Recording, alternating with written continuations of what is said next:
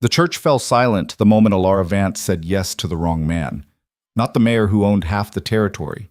Not the banker's son with his tailored suit and railroad connections, but Caleb Rourke, a cowboy so poor he wore his only shirt to his own wedding, a man so silent the town wondered if he could even speak. As whispers turned to cruel laughter and her family's faces twisted with shame, Alara realized she'd just destroyed everything she'd ever known. And the man beside her, staring straight ahead with that unreadable face, offered no defense, no explanation, only his calloused hand, steady and certain, waiting for hers. Follow this story to the very end, hit that like button, and comment what city you're watching from so I can see how far this journey travels. The Wyoming Territory.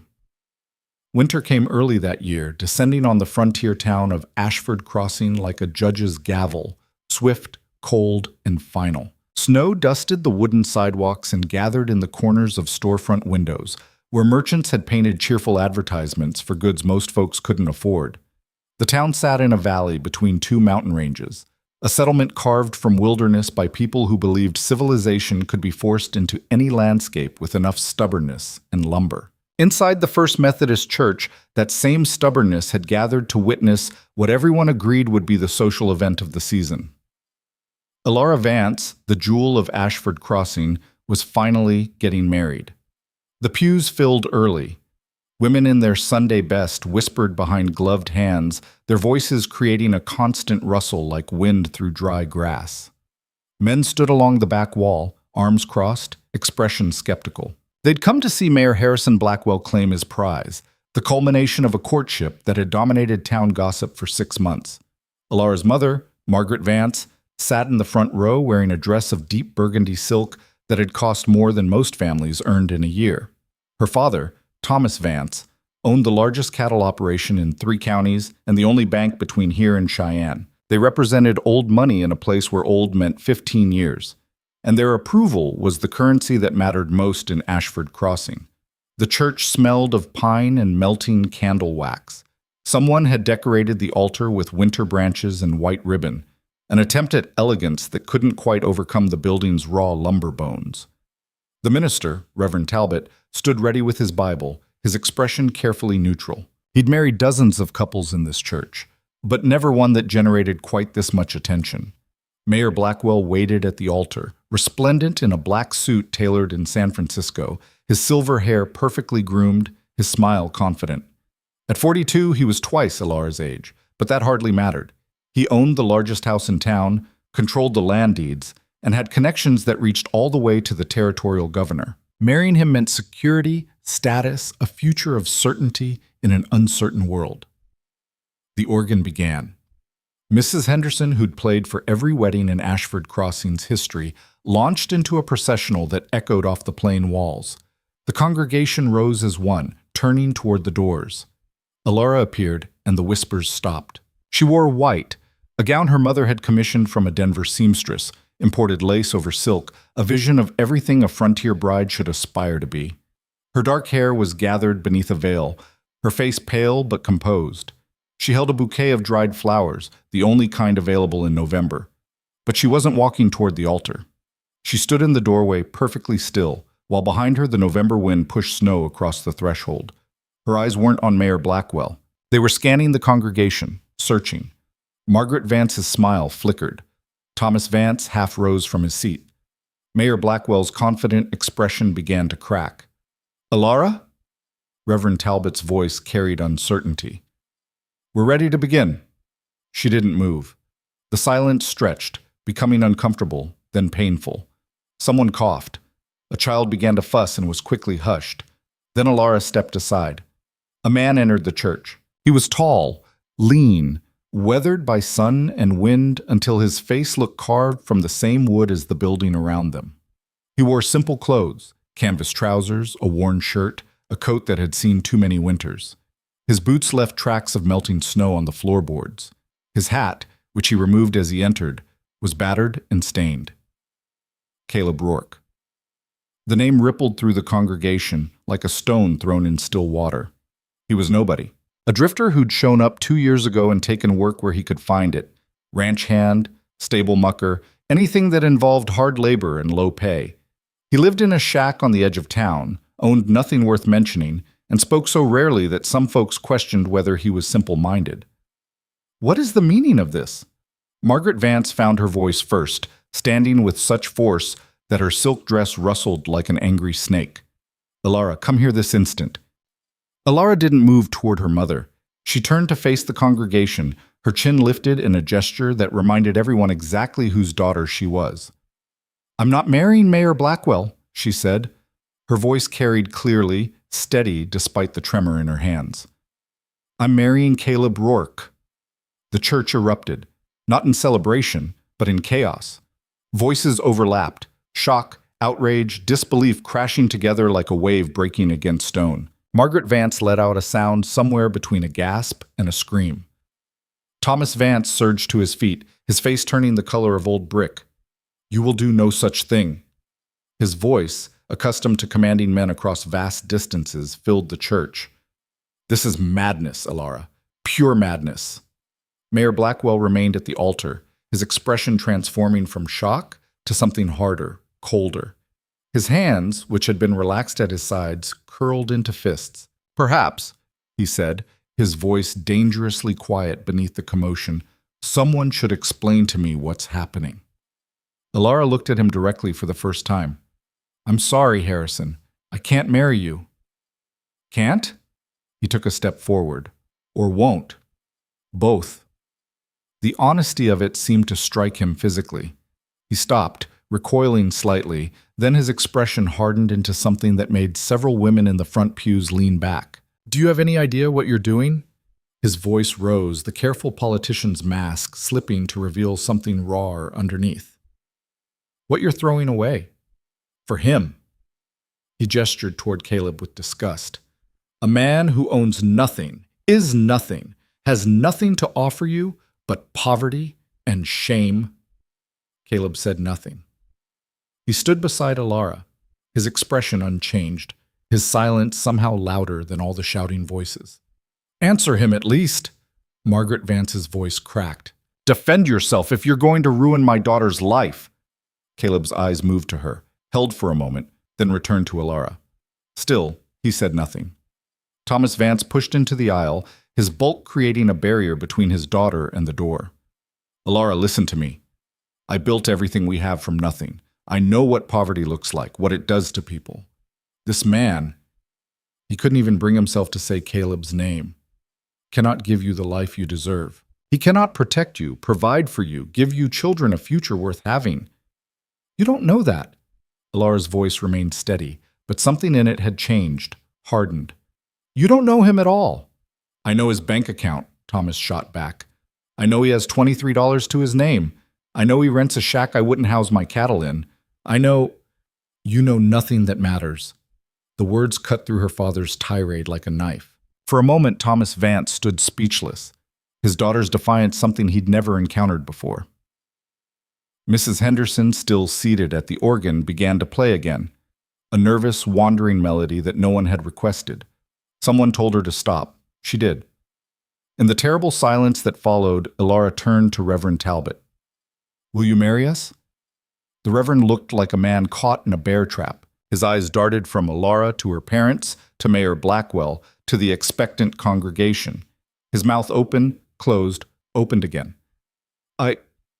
Miss Vance, perhaps we should discuss this privately. This is clearly a moment of confusion, strong emotions, wedding nerves, perhaps, or I'm not confused. Alara's voice carried absolute certainty.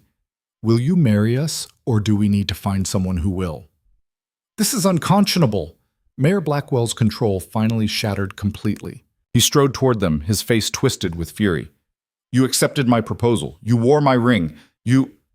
He stopped abruptly as Alara extended her left hand. The diamond ring, a ostentatious thing that had cost more than most houses, sat in her palm. I'm returning it, she said quietly. I'm sorry I didn't do this sooner. I tried to tell you yesterday, but you wouldn't listen. Wouldn't listen. Harrison's voice climbed higher. You said you needed time to think. You said... He snatched the ring from her hand. You led me to believe... I know. Guilt flickered across her face. And I'm sorry.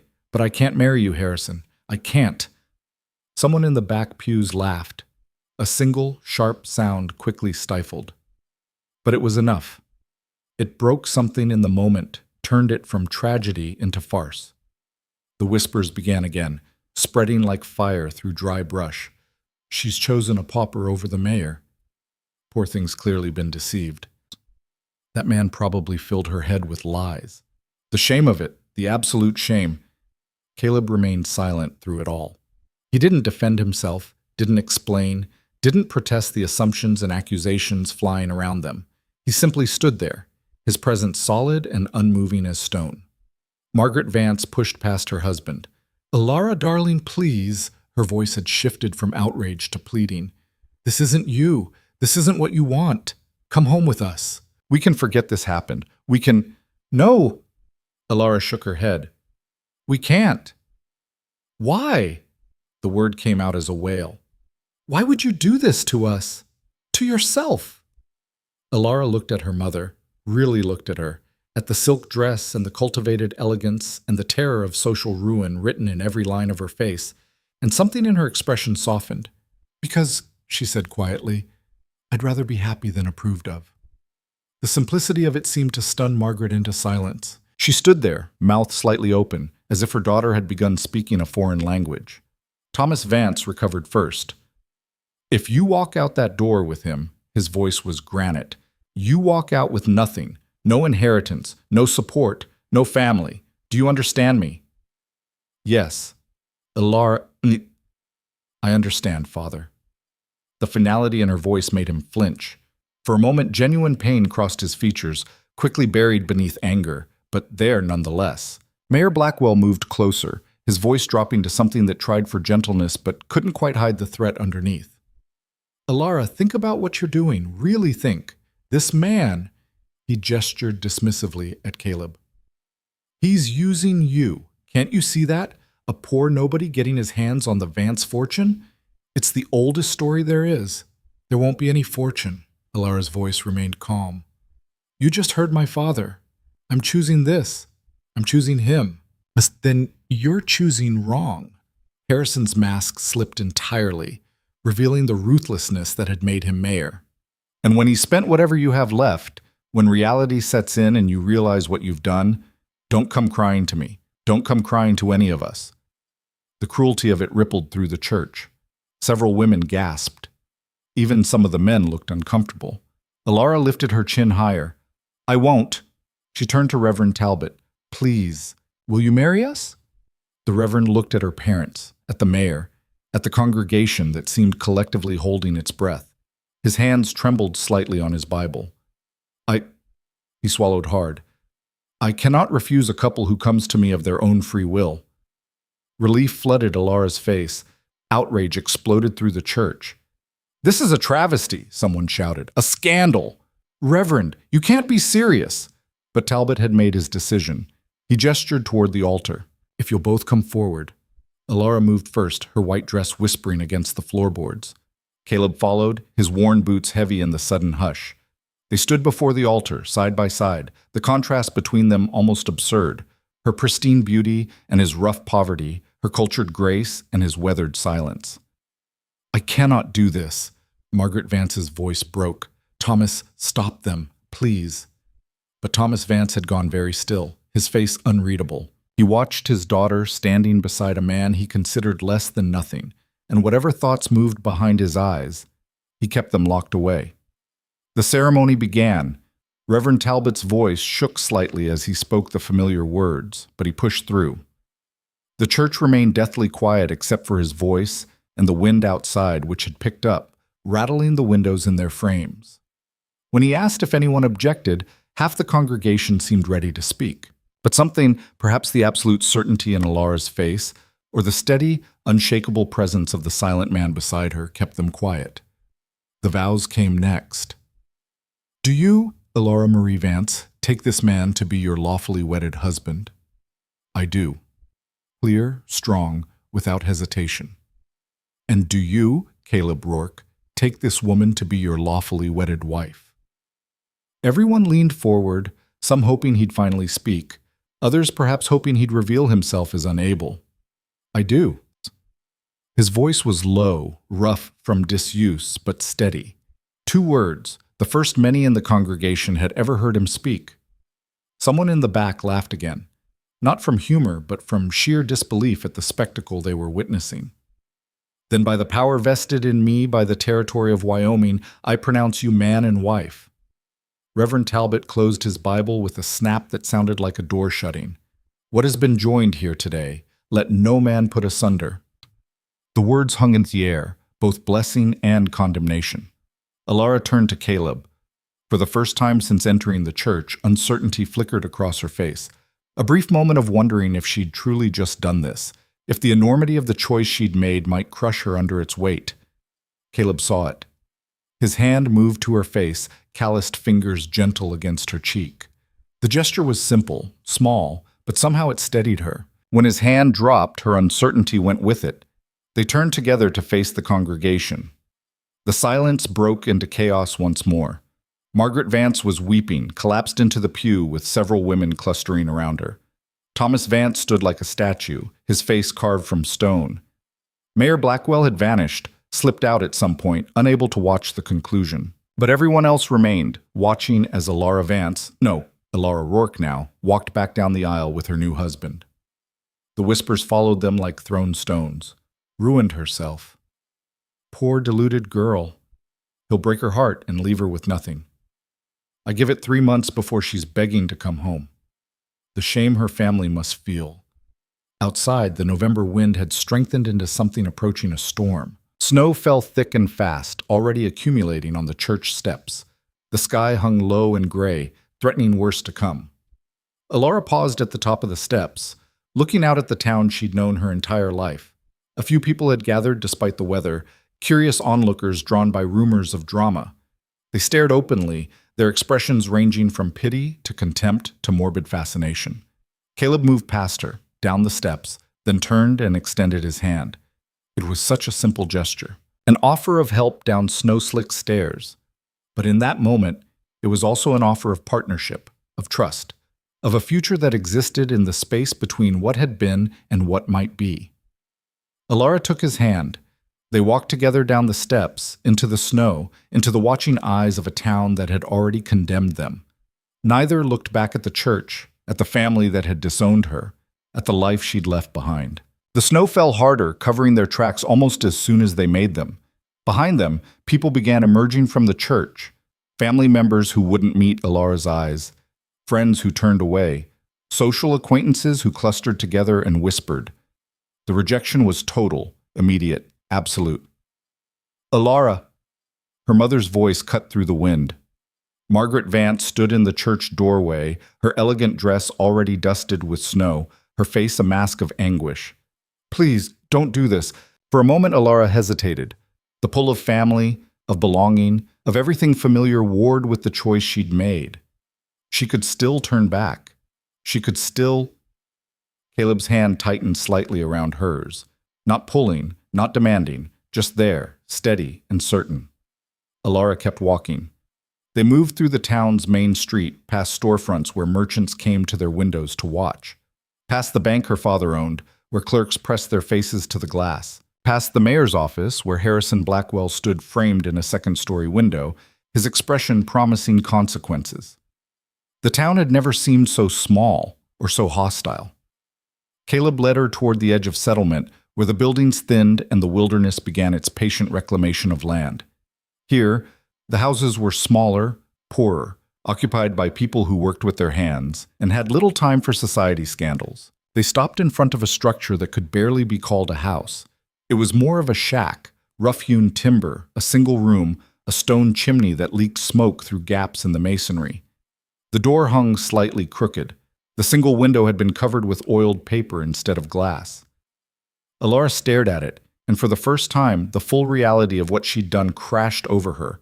This was her home now, this shack, this poverty, this man who owned nothing and offered less. No servants to help her dress, no elaborate meals prepared by cooks, no warm parlor or feather bed, or any of the 1,000 small comforts she'd taken for granted every day of her life. The wind pushed snow against her wedding dress, soaking the expensive lace, ruining the careful embroidery. Her feet, in delicate white shoes meant only for walking down a church aisle, had already gone numb from cold. She started to speak, then stopped, unsure what she meant to say. Caleb moved to the door, pushed it open. The interior was dark, barely warmer than outside. He disappeared inside and she heard the strike of a match, saw the flare of light as he lit a lamp. Warm light spilled from the doorway, revealing a room that was sparse but surprisingly clean. A small bed in one corner, neatly made. A table with 2 chairs. A stove that looked like it might actually work. Rough shelves holding basic supplies, flour, salt, coffee. Nothing extra, nothing wasted, but everything necessary. Caleb reappeared in the doorway. He looked at her standing in the snow, at her ruined dress and numb feet, at the uncertainty written in every line of her body. Then he shrugged off his coat and stepped back into the storm. He moved past her without a word, bent, and before she could process what he intended, he'd swept her up into his arms. "I can walk," she protested automatically. He said nothing, just carried her toward the door. But there was something almost gentle in how he held her, careful not to jostle, mindful of her dress, his strength making her weight seem like nothing. He carried her over the threshold and set her down inside, on the wooden floor that was rough but clean. Then he turned back to close the door against the wind. The silence inside was profound after the chaos of the church, the hostility of the town, the howling of the storm. Elara stood in the middle of the small room, water dripping from her dress, her breath coming in short gasps that had nothing to do with exertion and everything to do with delayed shock. What had she done? The question circled her mind like a vulture. She'd traded everything, family, fortune, future, for a man she barely knew, a man who said perhaps 10 words to her in total during their brief, strange courtship. A man the entire town considered simple, poor, worthless. Why? The word escaped before she could stop it. Why did you want to marry me? Caleb had moved to the stove, was building a fire with practiced efficiency. He didn't look up at the question, didn't pause in his work. For a long moment, she thought he wouldn't answer at all. Then, "You asked me to." The words were so quiet she almost missed them. She stared at his back, at the way his shoulders moved as he arranged kindling, and tried to make sense of that response. "But before that," she pressed, Why did you court me? Why did you come to the house? Leave those flowers, She trailed off, remembering the strange courtship that had begun 3 months ago. The first flowers had appeared on her doorstep in August, wildflowers wrapped in rough twine, left before dawn. No note, no announcement. Her mother had assumed they were from Mayor Blackwell, who'd been courting her with increasing insistence. But the next bouquet came with a small stone, smooth and white, tucked among the stems. And the next with a feather, and the next with a pressed leaf, its veins visible like roads on a map. It had taken Elara 2 weeks to realize they weren't from Harrison.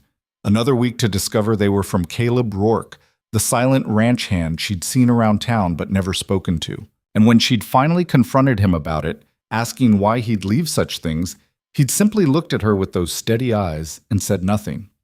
But he'd kept coming. Not to the front door where suitors usually called.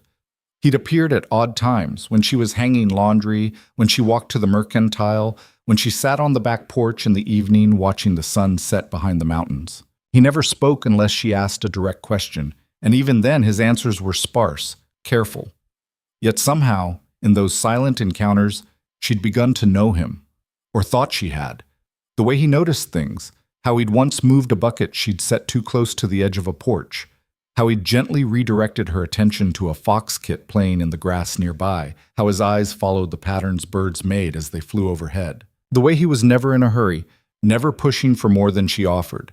The way he made her feel seen in a way that had nothing to do with her family name or her father's money. Now, in the lamplight, Caleb finally turned to face her. The fire had caught, warmth beginning to spread through the small room. "You were crying," he said simply. "At the harvest dance. You went outside, behind the hall. You were crying, and I—" He paused, choosing words carefully. "I wanted to know why." Elara remembered that night, remembered Harrison Blackwell's proposal, delivered in front of half the town, impossible to refuse without causing a scene, remembered the ring being slipped on her finger while everyone applauded, Remembered escaping outside because she couldn't breathe, couldn't think, couldn't... You saw that? He nodded once. Watched you say yes to something that made you cry. Seemed wrong.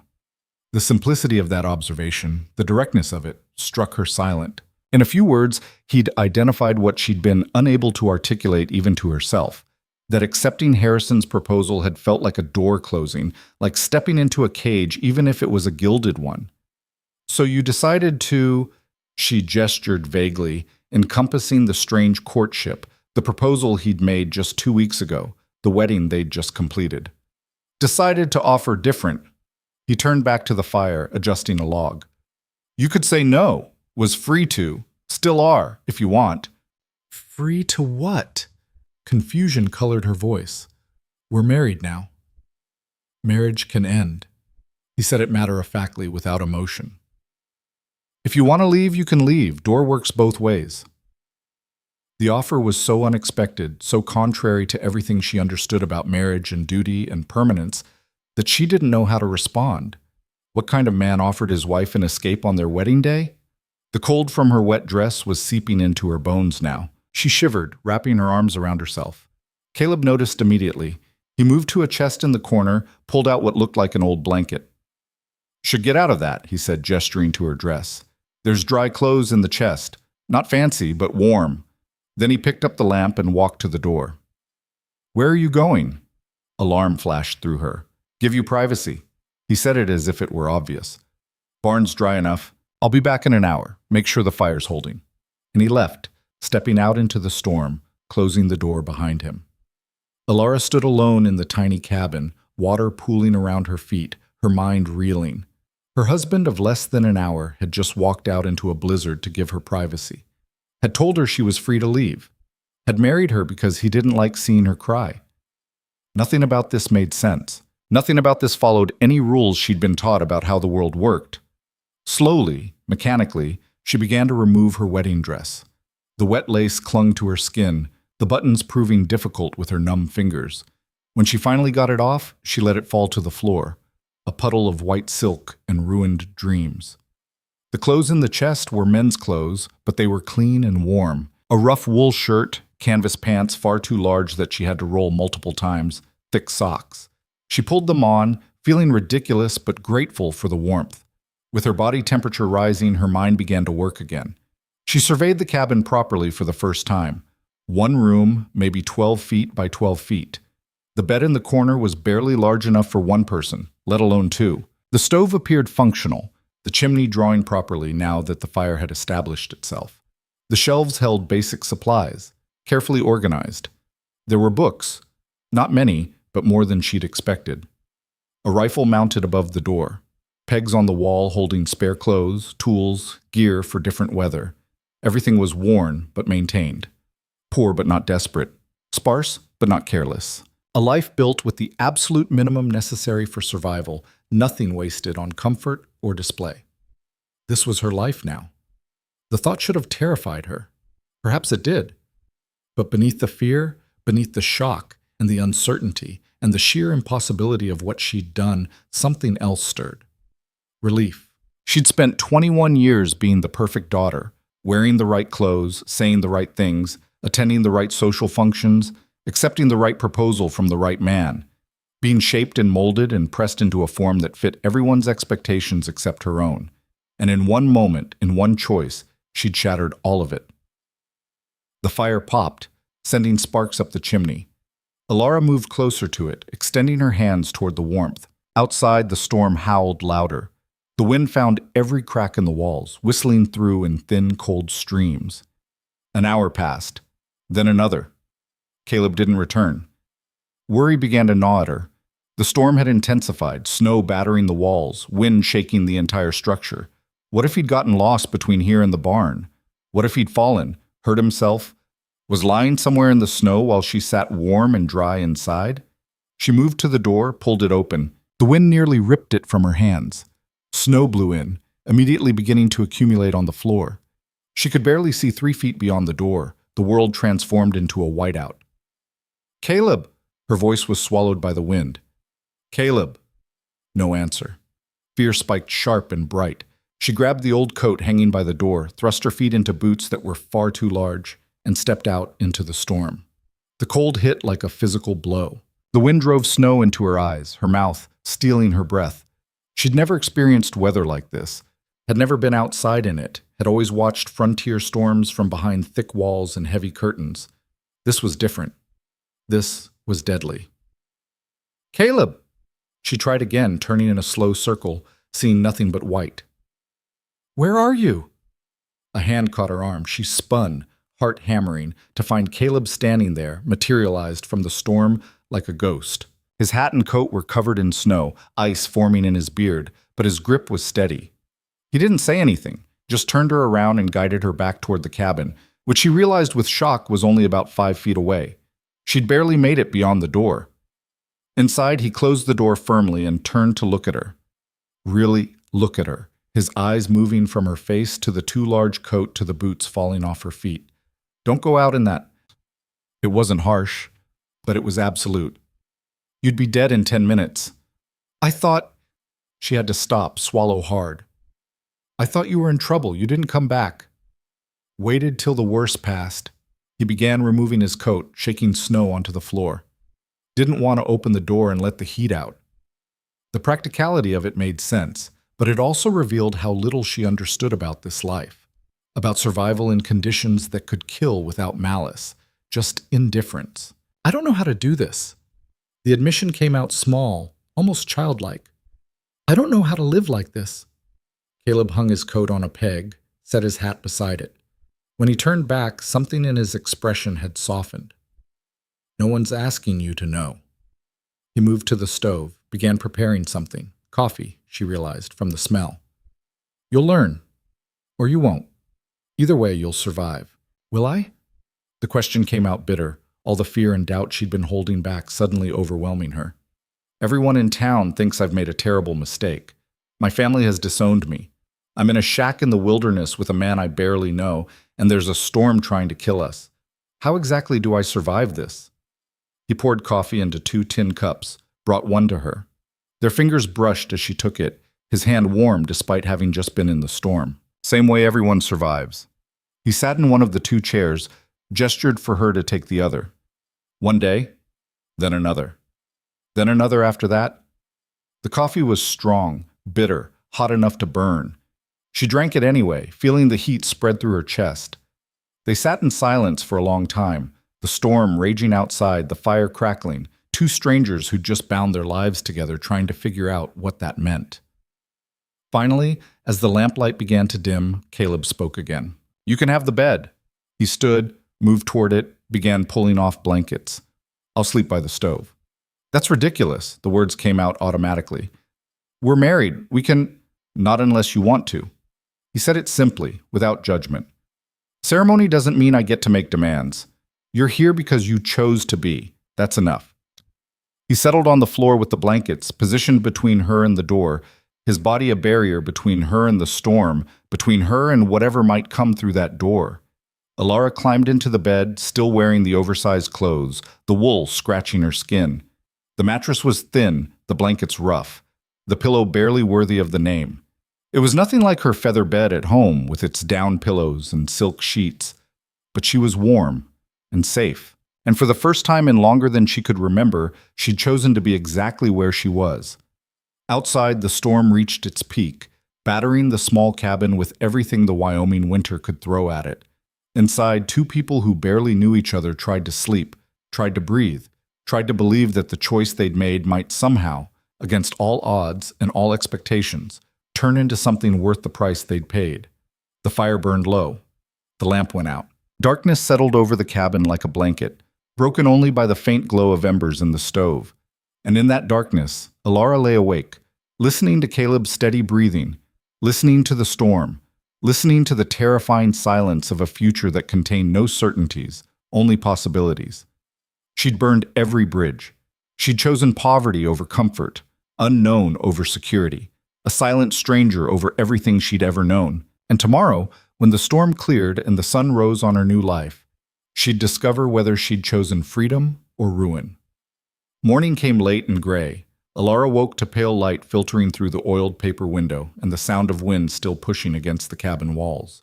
The storm had lessened but not broken, snow continuing to fall in steady, relentless curtains that erased the world beyond a few yards. She lay still for a moment, disoriented by unfamiliar surroundings. The rough blanket against her skin, the smell of wood smoke and leather, the cold air on her face despite the warmth beneath the covers. Then memory returned in a rush, the wedding, the walk through hostile streets, this cabin that was now her home. The space where Caleb had slept by the stove was empty, the blankets neatly folded. The fire had been rebuilt, fresh wood crackling and sending warmth through the small room. Steam rose from a pot on the stove, carrying the scent of something cooking. Alara sat up slowly, every muscle stiff from tension and cold. Through the window, she could see nothing but white. The storm had transformed the landscape into an abstract painting, all familiar landmarks erased beneath snow that had drifted as high as the window itself in places.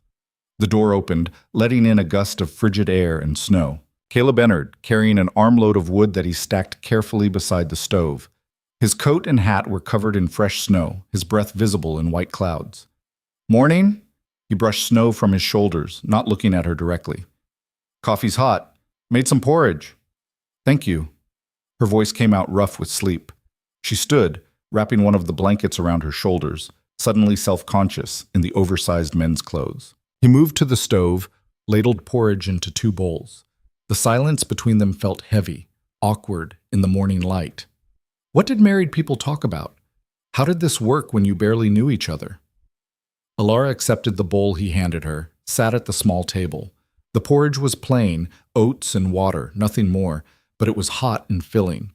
She ate slowly, watching him from beneath her lashes. Caleb ate standing up, his attention divided between his food and the window, as if monitoring the storm's progress. His face in daylight showed more detail than lamplight had revealed. Weathered skin, a thin scar along his jawline, crow's feet at the corners of his eyes from squinting against sun and wind. He couldn't be much older than 30, but he carried himself with the weariness of someone who'd lived harder years than most. "How long will it last?" She gestured toward the window. "The storm." He considered the question, studying the sky. "Maybe 2. Hard to say. November storms can be quick or they can settle in." "And we just wait?" "Not much else to do." He set his empty bowl aside, moved to the shelves. "Got enough supplies for a week? Maybe more if we're careful. Wood stacked outside under cover. Water from the well, though that'll freeze soon if it hasn't already." The casual mention of such concerns, freezing wells, rationing supplies, drove home the reality of her situation. In her father's house, she'd never once wondered where water came from or whether there'd be enough food. Someone else handled those details, invisible labor that kept her life comfortable and smooth. "I should help." The words came out more uncertain than she'd intended. "With things. I should do something." Caleb looked at her fully for the first time that morning. His expression was unreadable, but something shifted in his eyes, not quite amusement, but close to it. "You know how to cook on a wood stove?" "No." "Chop wood?" "No." "Haul water? Manage a fire? Mend clothes?" Each question landed like a small defeat. "No." He nodded slowly, as if confirming something he'd already known. "Then you should learn." There was no judgment in his tone, no mockery. He stated it as simple fact, the way someone might observe that the sky was gray or snow was cold. "Will you teach me?" She met his eyes directly, refusing to look away despite her embarrassment. For a long moment, he studied her. She had the unsettling feeling he was seeing past her expensive upbringing and cultured manners, looking for something deeper, something more essential. "If you want to learn," he said finally, "I'll teach you." The day passed slowly. The storm kept them confined to the cabin, 2 people circling each other carefully in a space barely large enough for one. Caleb showed her how to maintain the fire, how to judge when to add wood and when to let it burn low, how to position the pot on the stove for even heating. Small practical lessons delivered in few words, demonstrated through action more than explanation. Alara watched, tried, failed, tried again. Her hands, soft from a lifetime of leisure, grew red and clumsy in the dry heat. She burned herself on the stove, dropped a log that scattered embers across the floor, misjudged the damper, and filled the cabin with smoke. Through it all, Caleb remained patient. He didn't criticize her mistakes, just showed her how to fix them. When she burned her hand, he brought snow from outside, wrapped it in cloth, held it against the injury until the pain faded. When she scattered the embers, he swept them up efficiently, rebuilt the fire, then handed her the poker and waited for her to try again. By afternoon, she could manage the fire well enough to keep the cabin warm. It was a small victory, but it felt enormous. They ate lunch, dried meat and hard bread, in continued silence. But the silence had changed, grown less awkward, more companionable. Or perhaps Alara was simply adjusting to it, learning that quiet didn't always mean discomfort. "Why don't you talk more?" The question escaped before she could stop it, driven by hours of wondering. Caleb paused, a piece of bread halfway to his mouth. He set it down slowly, considering his response. Never saw much point in saying things that don't need saying. But surely most conversations just noise. He picked up the bread again. People talking to fill space, or because they're uncomfortable with quiet, or because they like hearing their own voice. And you don't? Don't mind quiet. World's noisy enough without adding to it. Alara thought about the endless social gatherings she'd attended, the constant chatter that was expected, required even.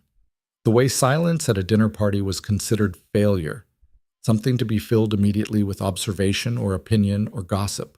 The way her mother could talk for hours without saying anything meaningful, words as decorative as the lace on her dress. "I think I've spent my whole life making noise," she said quietly. Caleb looked at her, something close to understanding in his expression. "Maybe you can learn quiet too." The afternoon wore on. Caleb worked on repairing a harness, his hands moving with practiced efficiency, while Alara sat near the fire attempting to mend one of her own stockings. She'd never darned anything in her life, and it showed. Her stitches were clumsy, uneven, pulling the fabric in ways that would make walking uncomfortable. "Here." Caleb set aside his work, reached for her stocking. "Like this." He demonstrated, his large, calloused hands surprisingly deft with the needle. The stitches he made were small, tight, nearly invisible. He worked for a minute, then handed it back. "Your turn." She tried to copy his technique, failed miserably. Her stitches looked like a child's attempt compared to his. Frustration built in her chest, hot and tight. "It's hopeless. I'm hopeless at this." "You've been doing it for half an hour." Caleb's voice held no sympathy, but no criticism either. "I've been doing it for 20 years. Try again." So she did, and again, and again. By the time evening came, her stitches were still far from perfect, but they were improving. The stocking would hold, which was the point. Night fell early, the storm-dark sky deepening into full darkness by late afternoon. Caleb lit the lamp, prepared another simple meal. They ate together at the small table, and this time the silence felt almost comfortable. After dinner, he pulled one of the books from the shelf, a worn volume of poetry, and settled by the fire to read. Alara watched him, surprised. She'd assumed he was illiterate, or nearly so. Another assumption shattered. "You like poetry?" He glanced up, marked his place with one finger. "Some of it, the honest kind." "What's dishonest poetry?" "The kind that's more interested in sounding pretty than saying something true." He turned back to his book. "Most of it, really." "May I?" She gestured to the book. He handed it over without hesitation. She opened it, found pages marked with pencil lines beside certain verses. His notations were sparse but deliberate, marking passages that spoke of wilderness, solitude, the weight of silence. She read one aloud, a short verse about winter. "The snow falls without agenda, covering sin and virtue equally, making no distinction between the worthy and the damned." "That's bleak," she said. "That's honest." Caleb took the book back, closed it gently. "Snow doesn't care what you've done or who you are. It falls on everyone the same. Kills the careless, spares the prepared. That's not bleak. That's just what is." Alara pulled the blanket tighter around her shoulders. Outside, the wind howled louder, as if to emphasize his point. "Do you think I was careless?" The question came out smaller than she'd intended. "Marrying you. Walking away from everything." Caleb was quiet for a long time, staring into the fire. When he finally spoke, his voice was careful, measured. I think you made a choice. Whether it was careless or not depends on why you made it. And if I don't know why, then you'll figure it out, or you won't. Either way, you made it. Can't unmake it now.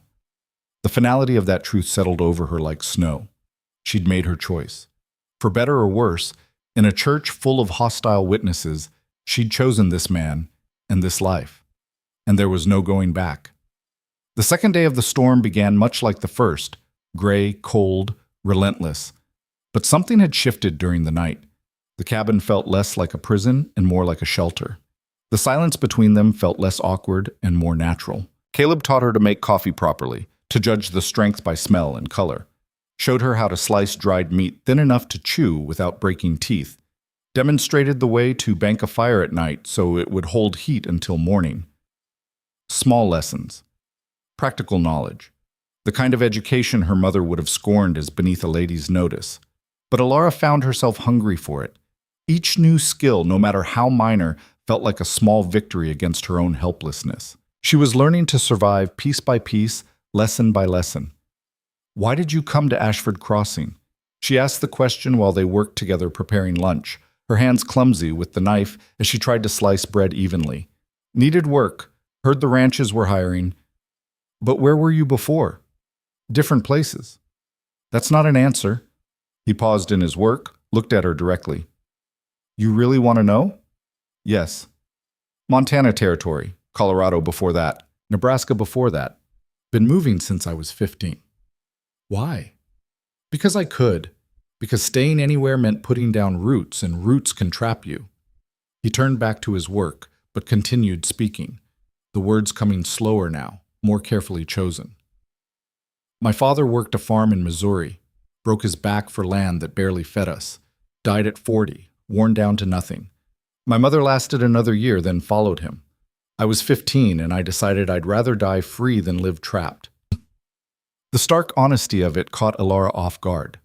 This was the most he'd said at once since she'd met him, and the story it told was one of deliberate isolation, of choosing movement over stability, freedom over security. Don't you get lonely? Sometimes. He said it without shame, but lonely's better than trapped. Is that how you see marriage? As a trap? I see it as a choice, same as anything else. His eyes met hers. You chose to marry me. I chose to marry you. We can choose to stay or choose to leave. That's not a trap. That's just life. The conversation died there, but it lingered in Alara's mind for the rest of the day. She'd been raised to see marriage as permanence, duty, an unbreakable bond that superseded individual desire. But Caleb saw it as something more fluid, more honest, a partnership that existed only as long as both people chose it. The thought was both terrifying and oddly liberating. That afternoon, the storm finally began to break. The snow slowed, the wind dropped, and pale sunlight struggled through the clouds. Caleb stood at the window for a long time, studying the sky. It'll clear tonight, he said. Tomorrow we'll need to dig out, check the damage. And then? Then life continues. The simplicity of that statement struck her.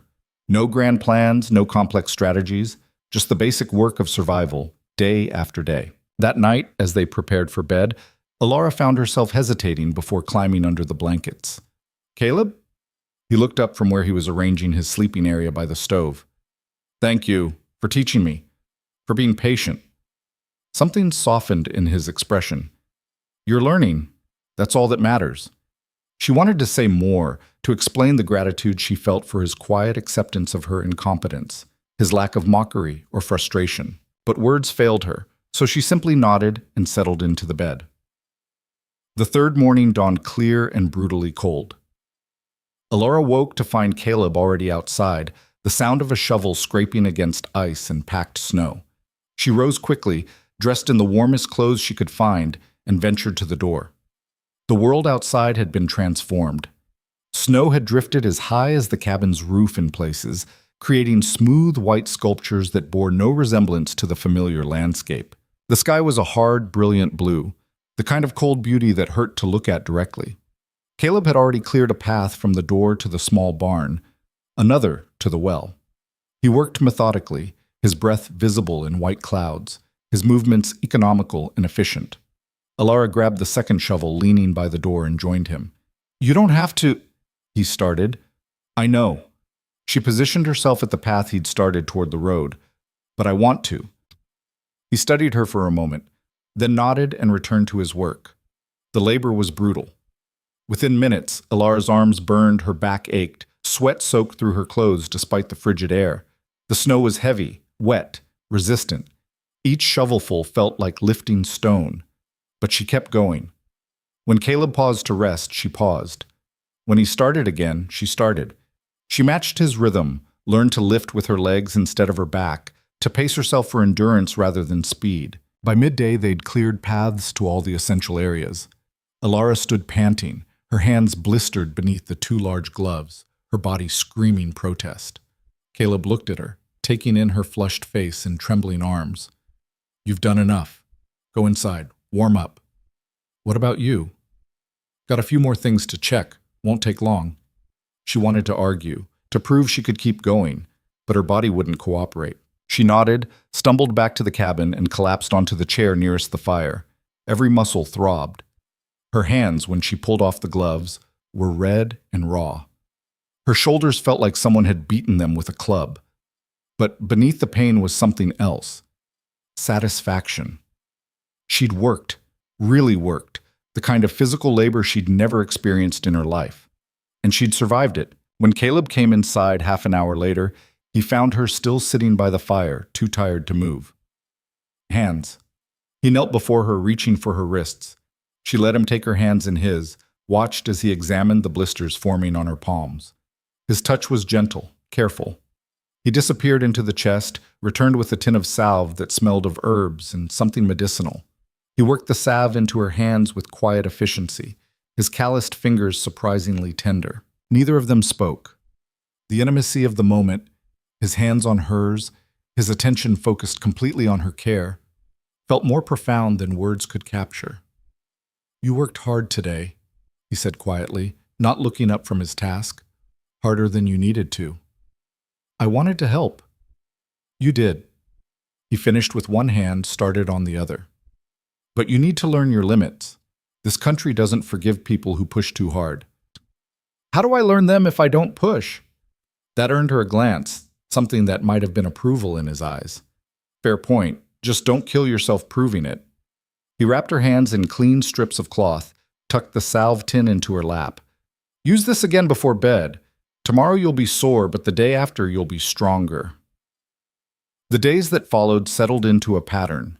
Each morning, Caleb taught her something new. How to melt snow for water when the well froze completely. How to tell good firewood from bad by its weight and smell. How to conserve lamp oil by working by firelight. How to make a meal stretch farther by adding dried beans or wild rice he'd stored away. Alara absorbed it all with desperate focus, aware that every lesson might mean the difference between survival and catastrophe in this harsh landscape. Her hands grew rough, her muscles strong. The soft, pampered girl who'd walked out of that church began to transform into something harder, more capable. But the transformation wasn't just physical. Something deeper was changing, some fundamental shift in how she saw herself and the world around her. In her father's house, she'd been ornamental. Her value lay in her appearance, her manners, her ability to reflect well on her family's status. She'd been taught to be seen and admired, never to actually do anything of substance. Here, in this rough cabin with this silent man, her value lay in what she could contribute, in her ability to learn, to work, to survive. And slowly, painfully, she was discovering that she preferred being useful to being decorative. One evening, nearly a week after the storm, Caleb came in from checking the barn to find her attempting to cook dinner on her own. She'd made porridge before under his supervision, but this was her first attempt at something more complex. A stew using dried meat, root vegetables from the cellar, and the last of their onions. He stood in the doorway, watching silently as she worked. She could feel his eyes on her, making her nervous, causing her to fumble with the knife. "Stop watching," she said without turning around. "It's distracting." "You're doing it wrong." She set down the knife with more force than necessary. "Then show me the right way." He moved behind her, reaching around to guide her hands on the knife. Smaller pieces. They'll cook faster, more even. His body was close, his arms bracketing hers, his breath warm against her ear. For the first time since their wedding, Alara became acutely aware of the physical reality of being married, of sharing space with a man who was still essentially a stranger, despite the growing ease between them. Like this? She focused on the vegetables, trying to ignore the way her heart had accelerated. Exactly like that. He stepped back, creating distance. Keep going. The stew turned out better than she'd expected. Not perfect. The meat was tough, the vegetables unevenly cooked, but edible. Caleb ate without complaint, and when he finished, he met her eyes across the table. Well done. 2 words, simple, direct, but they carried more weight than any elaborate praise she'd ever received in her former life. That night, as they prepared for bed, Alara found herself hesitating again before settling into her usual spot. Caleb? Why haven't you? She trailed off, unsure how to phrase the question delicately. He looked up, understanding her meaning immediately. Haven't what? We're married. You have rights. No. The word came out sharp, almost hard. I don't have rights to anything you don't freely give. Marriage certificate doesn't change that. But surely you expected... I expected you'd tell me if you wanted something different than what we have now. His eyes held hers steadily. Until you do, this is enough. The conversation left her unsettled, lying awake long after the lamp went out.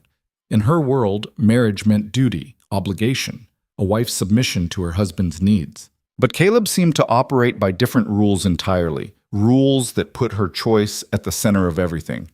It should have been liberating. Instead, it left her uncertain, adrift in unfamiliar territory. The following morning brought visitors. Alara was attempting to wash clothes in a bucket of heated water when she heard voices outside. She moved to the window, peered out, and felt her stomach drop. 3 riders approached through the snow, their horses picking careful paths through the drifts. As they drew closer, she recognized them. Marcus Webb, who worked for her father, Daniel Cross, the banker's son, and at the front, sitting tall in his saddle, Mayor Harrison Blackwell. Caleb? Her voice came out tight with tension. We have company. He appeared from the back of the cabin, took one look out the window, and his expression hardened. Stay inside. But, please. The word was quiet but firm. Stay inside. He pulled on his coat and hat, stepped outside, closing the door behind him.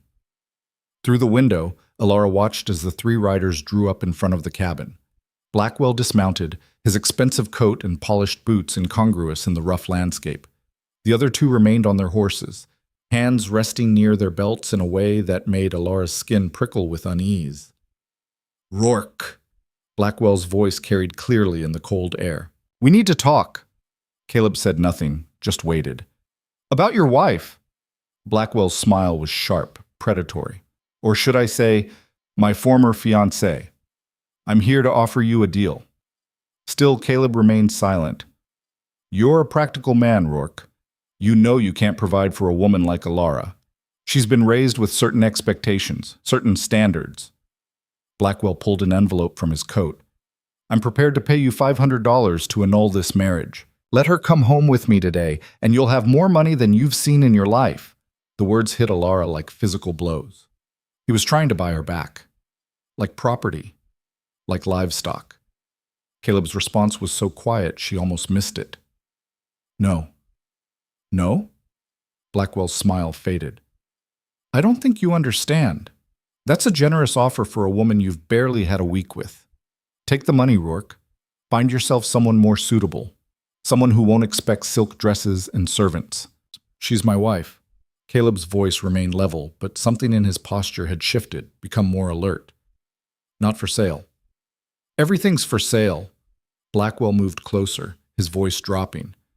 I know about your little claim up in the valley, about the taxes you owe, about the debts you've accumulated. Take this money, Rourke. Save yourself a lot of trouble. Inside the cabin, Alara pressed her hand against the window, her breath fogging the glass. She'd never known Caleb-owned land had debts. Another piece of information he'd kept to himself. My debts are my business. Caleb still hadn't moved. And my wife stays with me. Blackwell's expression turned ugly. You're making a mistake. I own this town, Rourke. I control who gets work, who gets credit, who gets to build a life here. Cross me on this, and you'll find doors closing everywhere you turn. Then I'll find other doors. The mayor's hand moved to his belt, and suddenly Marcus Webb had dismounted, positioning himself at Blackwell's shoulder. The threat was clear, unspoken, but unmistakable. Alara moved without thinking. She grabbed the rifle from above the door, having watched Caleb check it enough times to know it was loaded, and stepped outside. Get off our property. All four men turned to stare at her. She stood on the cabin's small porch, the rifle held awkwardly but pointed in their general direction, her heart hammering so hard she thought it might burst from her chest. Alara. Blackwell's voice tried for soothing but came out condescending. Put that down before you hurt yourself. This doesn't concern you. I'm the one being bargained over. It absolutely concerns me. She adjusted her grip, trying to look more confident than she felt. And I'm not going anywhere with you. You don't know what you're saying. He's poisoned your mind, filled your head with romantic nonsense. Blackwell took a step toward the porch. You belong with your own kind, with people who understand what you need. What I need, Alara said clearly, is for you to leave. Listen to her, Harrison. Caleb's voice cut through the tension. We're done talking. For a long moment, nobody moved. The standoff held, balanced on a knife's edge. Then Blackwell's expression shifted into something cold and calculating. You'll regret this, both of you. He remounted his horse, the movement sharp with anger. When winter really sets in and you're starving, when she's tired of living like a pauper, when reality finally penetrates that romantic delusion you're both clinging to, remember that I offered you a way out. He wheeled his horse around, spurring it harder than necessary. Webb and Cross followed, the three of them disappearing back down the path they'd carved through the snow. Alara stood frozen on the porch until they were out of sight, then her legs gave out.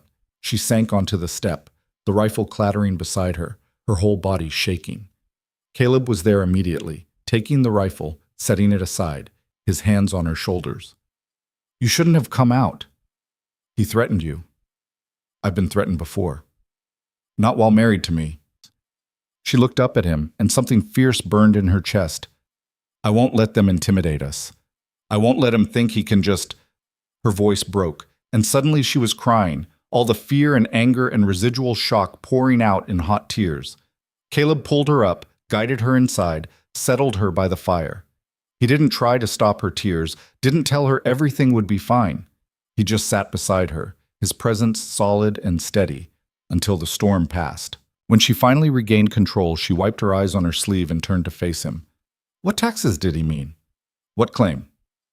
Caleb was quiet for a long moment, staring into the fire. About 200 acres up in the valley. Bought it 3 years ago with money I'd saved. Been paying it off slowly, working odd jobs. Fell behind last winter when work was scarce. Why didn't you tell me? Didn't seem relevant. It's my problem, not yours. We're married, Caleb.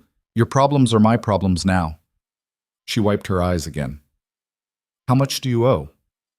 $200, due by the end of December. And if you can't pay, lose the land. Blackwell knows it. He probably bought up the debt, planning to foreclose. Caleb's jaw tightened. That's why he's pushing. Thinks if he can take my land and my wife, he'll have won completely. Alara felt something crystallize inside her, hardening into resolve. Then we need to make sure he doesn't win. Caleb looked at her, something like surprise crossing his features. We? Yes, we. She straightened her shoulders. You said marriage was a choice. I'm choosing this.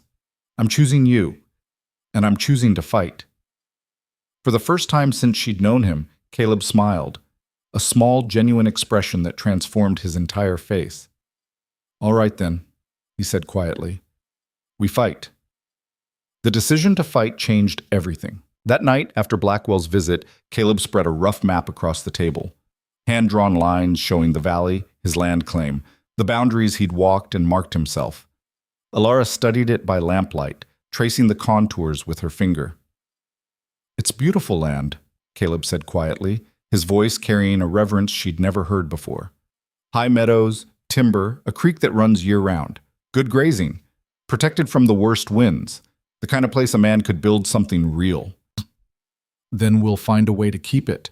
Alara looked up from the map. What can we sell? What do I have that's worth anything? You have nothing. Your father made that clear. I have my wedding dress. The fabric alone cost a fortune. And there's jewelry, my mother's pearls that I wore, the brooch that was my grandmother's. She stood, moved to the chest where she'd stored her few possessions. They're not mine by right anymore, but they're here. We can sell them. Caleb watched her pull out the white dress, now wrinkled and stained from its soaking in the storm. That won't be enough. Maybe $50 if you're lucky. The jewelry might bring another 20. Then what else? There has to be something. He was quiet for a long moment, his eyes on the map. I could take logging work up in the high country. They're cutting timber for the railroad expansion. Dangerous work, but it pays well. 3 months of it might earn enough. 3 months? Alara's stomach dropped. You'd be gone 3 months? December through February. I'd leave after the first snow settles, be back before spring thaw. The thought of being alone in this cabin, in this wilderness, through the worst of winter made her throat tighten with fear. But she forced herself to think past the fear, to calculate. That still leaves you vulnerable. Blackwell could foreclose before you get back, or he could make sure you never get that work. He said he controlled who gets jobs in this territory. He controls Ashford Crossing, but there's other towns, other opportunities. Caleb folded the map carefully. I've survived worse odds. No. The word came out more forcefully than she'd intended. We need a better plan. Something that doesn't separate us, doesn't give Blackwell months to work against us. She paced the small cabin, her mind racing through possibilities. Her education had been ornamental, music, French, watercolors, the social graces, but her father had often discussed business at the dinner table, believing his daughter too vapid to understand or remember. She'd absorbed more than he'd realized. Blackwell bought your debt to control you. That means someone sold it to him. Who held it originally? Territory Land Office, but they sold off a batch of delinquent claims last month. Blackwell bought most of them. Most? But not all? Caleb's eyes sharpened. What are you thinking? I'm thinking Blackwell's smart, but he's also arrogant. He assumed you'd either pay or fold. He probably didn't secure the debt as thoroughly as he should have. She stopped pacing, faced him directly. If we can prove irregularities in the sale or find a legal technicality, we might be able to challenge it. You know law. I know men like Blackwell. They bend rules because they believe they're untouchable. She moved back to the table, pulled the map toward her. But first we need to know exactly what we're dealing with. We need to see the actual documents. They're in the land office in Cheyenne, 2 days' ride, and that's in good weather. Then we go to Cheyenne. Caleb stared at her. It's nearly December. Another storm could hit any time. We'd be traveling through country that can kill you if you make one wrong turn. Then we don't make wrong turns. Alara met his gaze steadily. You said we'd fight. This is how we fight.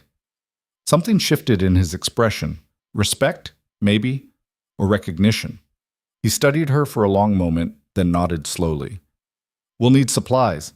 Proper cold weather gear for you. And we'll need to move fast before Blackwell realizes what we're doing.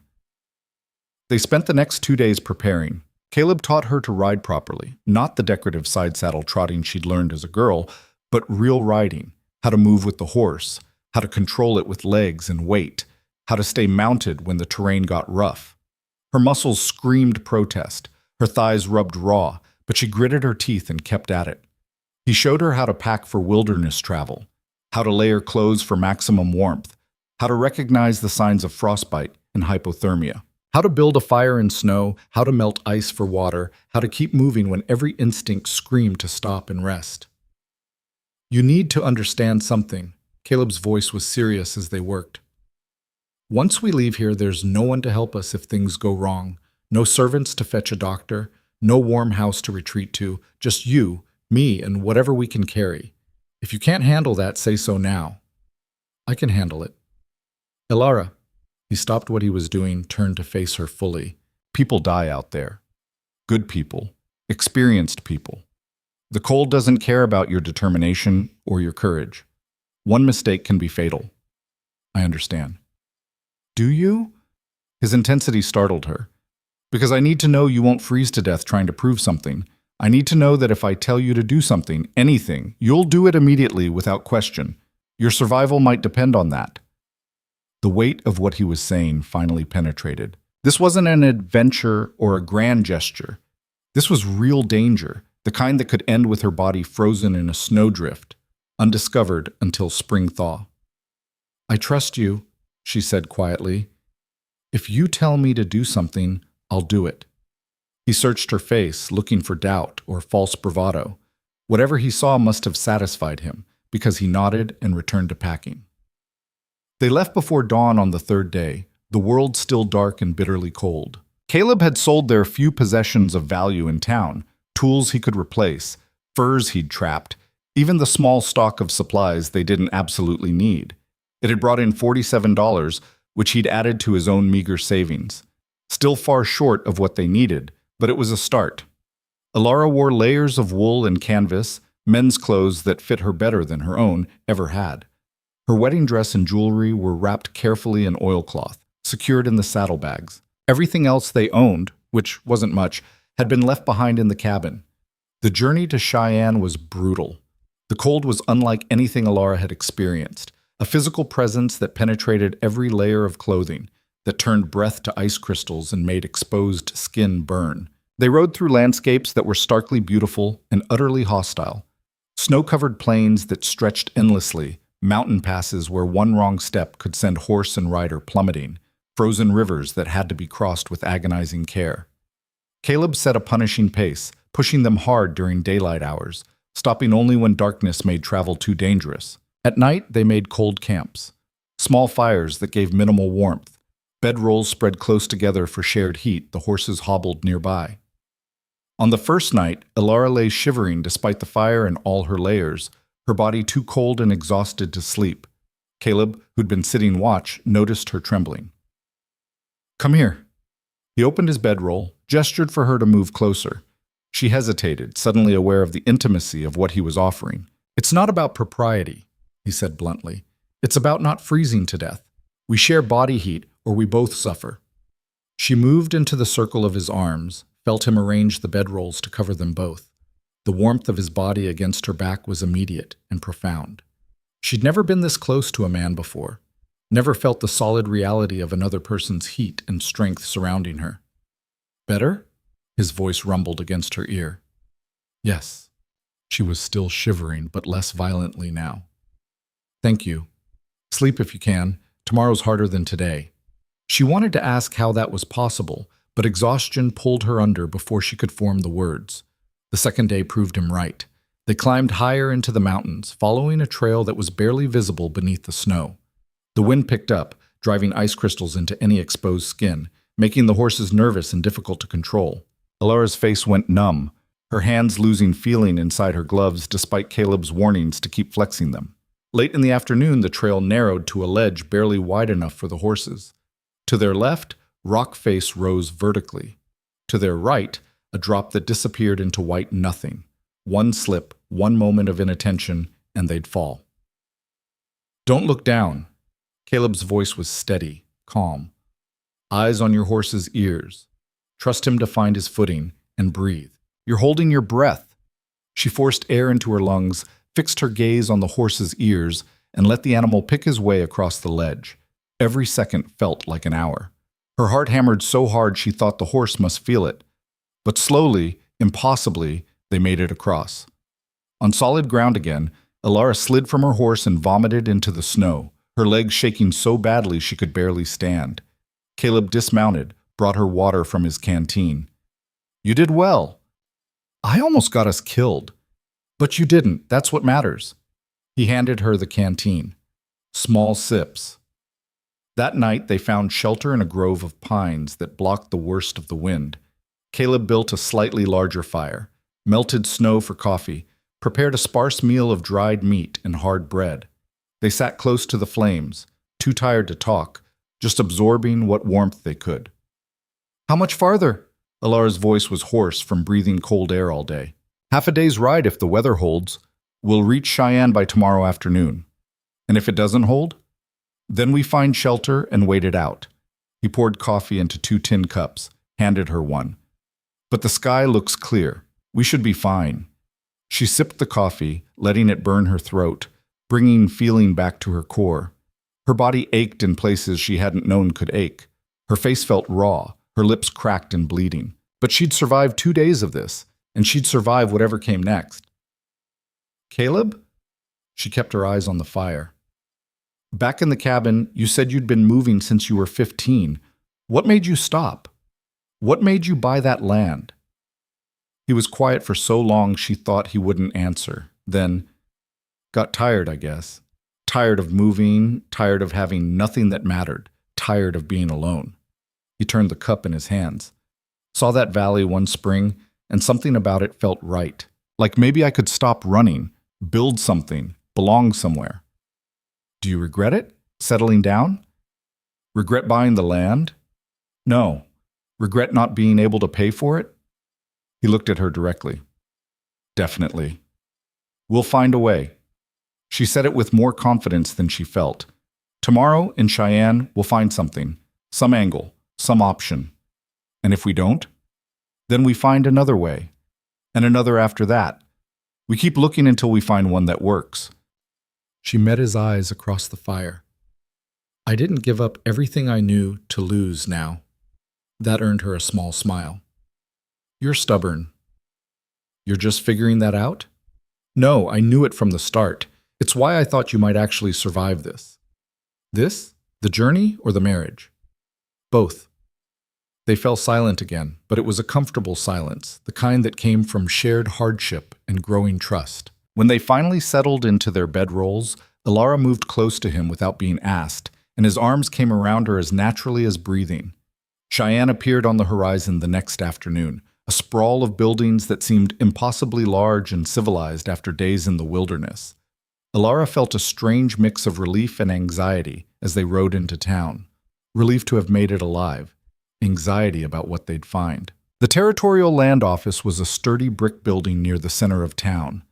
Caleb tied the horses outside while Ilara straightened her clothes, tried to make herself presentable. She knew she looked rough, wind-burned face, chapped lips, clothes dusty from travel, but there was nothing to be done about it now. Inside, a clerk looked up from his desk with barely concealed disdain. His eyes traveled from Caleb's worn coat to Ilara's men's trousers, his expression souring. Help you? We need to see the records for a land claim. Caleb's voice was level, polite. Claim number 847, filed 3 years ago under my name, Caleb Rourke. The clerk made no move to help. Those records aren't public. They're my records, about my land. I have a right to see them. Do you have authorization, a lawyer's letter, some kind of official request? I have my claim deed. Caleb pulled a folded paper from his coat. That should be enough. The clerk barely glanced at it. Afraid not. You'll need proper authorization. Come back when you have it. Ilara watched the exchange, recognizing the dynamic immediately. The clerk saw 2 poor frontier people who could be dismissed without consequence. He had no incentive to help and every incentive to make their lives difficult. She stepped forward, adopting the bearing she'd learned from her mother. The particular tilt of the chin, the cool certainty in her voice that came from never doubting you'd be obeyed. I wasn't aware that territorial employees had the authority to deny citizens access to public records. Her voice carried the precision of educated speech, each word carefully enunciated. Perhaps you could direct me to your supervisor? I'm certain he'd be interested to know his clerks are overstepping their authority. The clerk's eyes widened slightly. He reassessed her, taking in the quality of speech that didn't match her rough appearance. Ma'am, Miss Ilara Vance. She used her maiden name deliberately, knowing it would carry weight even this far from home. My father is Thomas Vance of Ashford Crossing. Perhaps you've heard of him. Recognition flashed across the clerk's face. Everyone in Wyoming Territory knew of Thomas Vance and his considerable influence. Miss Vance, I apologize. I didn't realize. He was already moving toward the file cabinets. Of course, I can retrieve those records for you. It'll just take a moment. Caleb shot her a look that was equal parts surprise and approval. She kept her expression neutral, the perfect society lady, while inside she felt a fierce satisfaction at watching the clerk scramble to help them. The records arrived within minutes, a thick folder containing the original claim filing, payment history, and recent transactions. Caleb spread them across a reading table while Alara studied them with careful attention. The payment history showed Caleb had been current until last winter, when he'd missed 2 payments. The debt had been declared delinquent in September, sold at auction in October. Blackwell had purchased it for a fraction of its value, along with several other claims. But there was something off about the paperwork. Alara ran her finger down the dates, checking them against each other. "Look at this." She pointed to the auction notice. "It says the auction was held October 15th, with 30 days notice required to all claim holders. But this notice is dated October 10th. That's only 5 days before the auction." Caleb leaned closer, studying the dates. Could be a clerical error. Or it could be intentional. She pulled out another document, the actual sale record. And this shows Blackwell as the only bidder. If other claim holders didn't receive proper notice, they couldn't attend to bid on their own property or find other buyers. Would that matter, legally? It might. Territorial law requires proper notification for debt sales. If they can't prove you received 30 days' notice, the sale could be invalid. She looked up at the clerk who was watching them nervously. "I need to see the registry of certified mailings for September and October." "Ma'am, those are public records, as you just acknowledged." She kept her voice pleasant but firm. "Please retrieve them." The mailing registry told the story. The auction notice for Caleb's claim had been sent October 12th, received October 14th, 1 day before the auction. Nowhere near the required 30 days. "This is it." Alara felt excitement building in her chest. "This is the irregularity we needed. The sale was conducted improperly. It can be challenged." "How?" Caleb's voice was cautious, as if he didn't dare hope. "We can't afford a lawyer." "We don't need one. Not yet." She gathered the documents carefully. "We need these dates documented. We need testimony from the postal office that this is when the notice was actually sent. And then we file a formal complaint with the territorial court." "Blackwell will fight it." "Of course he will. But now we have legitimate grounds to delay the foreclosure, maybe even void the sale entirely." She looked at him, seeing the same fierce hope in his eyes that she felt in her chest. "We have a chance." They spent the rest of that day and the next gathering evidence.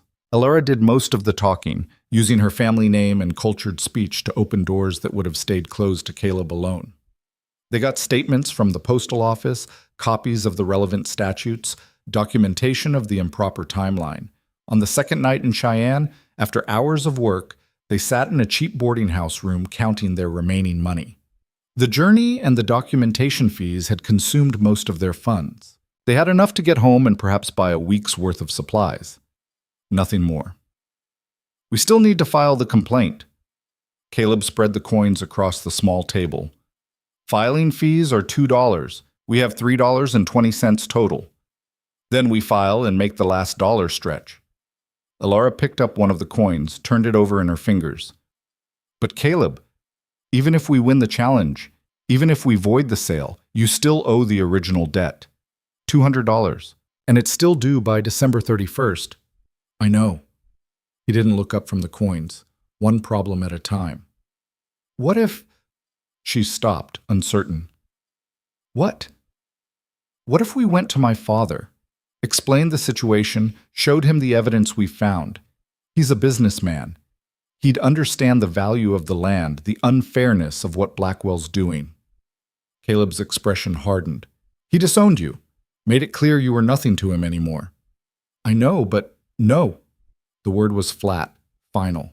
"I won't have you beg him for help. Won't have you put yourself through that. It's not begging if we're asking for a loan. We could offer the land as collateral, pay him back with interest." "Alara," he reached across the table, took her hand. "I appreciate what you're trying to do, but no. We find another way." She wanted to argue, but the set of his jaw told her it would be pointless. He had his pride, and she was beginning to understand how much that pride mattered to him. It was the only thing he'd carried through all those years of moving, of being dismissed and underestimated. He wouldn't surrender it, not even to save his land. The next morning, they filed the complaint with the territorial court. The clerk who accepted it looked dubious, but processed the paperwork properly. They'd done what they could.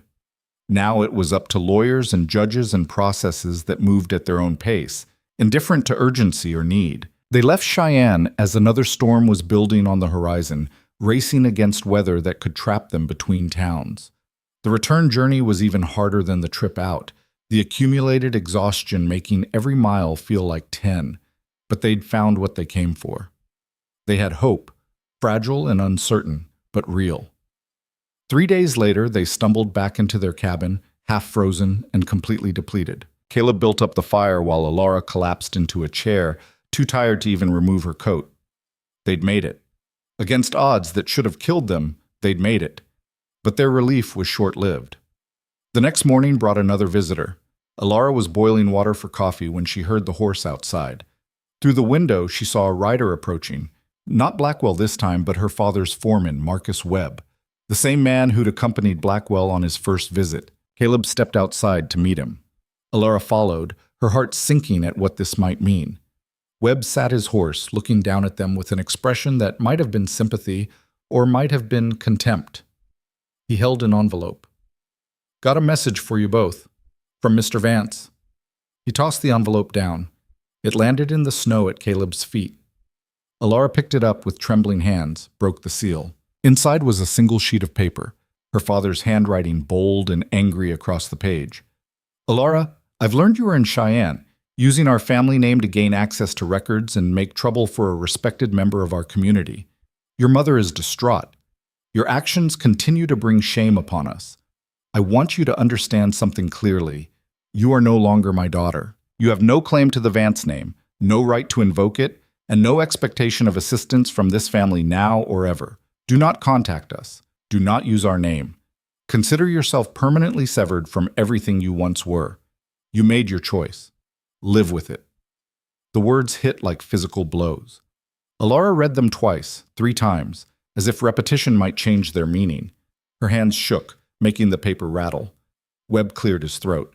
"He also wanted me to deliver a message to Rourke." His eyes shifted to Caleb. "Mayor Blackwell's lawyer filed a motion to expedite the foreclosure process. They're claiming your complaint in Cheyenne is frivolous, designed only to delay legitimate debt collection. Hearing set for December 20th. If you don't show up with the full payment or a damn good lawyer, you lose everything." December 20th. Caleb's voice was hollow. "That's 2 weeks from now." "Yep. Merry Christmas." Webb turned his horse. "For what it's worth, I think Blackwell's a snake. But he's a snake with lawyers and money and connections. And you're just—" He trailed off, shrugged, and rode away. Alara stood holding her father's letter, feeling something break inside her. She'd known he'd disowned her, but seeing it written out, the permanence of it, the absolute finality, it drove home the reality of her situation in a way nothing else had. She had no family, no inheritance, no safety net of any kind. And the man she'd chosen, the man she'd fought for, was about to lose everything too. Caleb took the letter gently from her hands, read it quickly, then fed it to the fire. They watched it burn, the cruel words curling and blackening and turning to ash. "We knew this might happen," he said quietly. "We knew Blackwell would fight back." 2 weeks? Alara's voice came out thick with unshed tears. "How do we get $200 in 2 weeks?" "I don't know." The honesty of that answer, the lack of false reassurance, somehow steadied her. He wasn't pretending they'd find a miracle. He was acknowledging the brutal truth of their situation. They spent that day and the next trying to find solutions.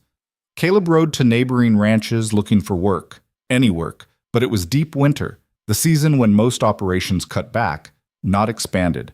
No one was hiring. No one wanted to risk angering Blackwell by helping them. Alara tried to sell her wedding dress in town, but word had spread about her father's disownment. The shopkeepers who might have bought it before now refused, not wanting to involve themselves in what had become a public scandal. Each door that closed, each refusal, each dead end chipped away at their hope.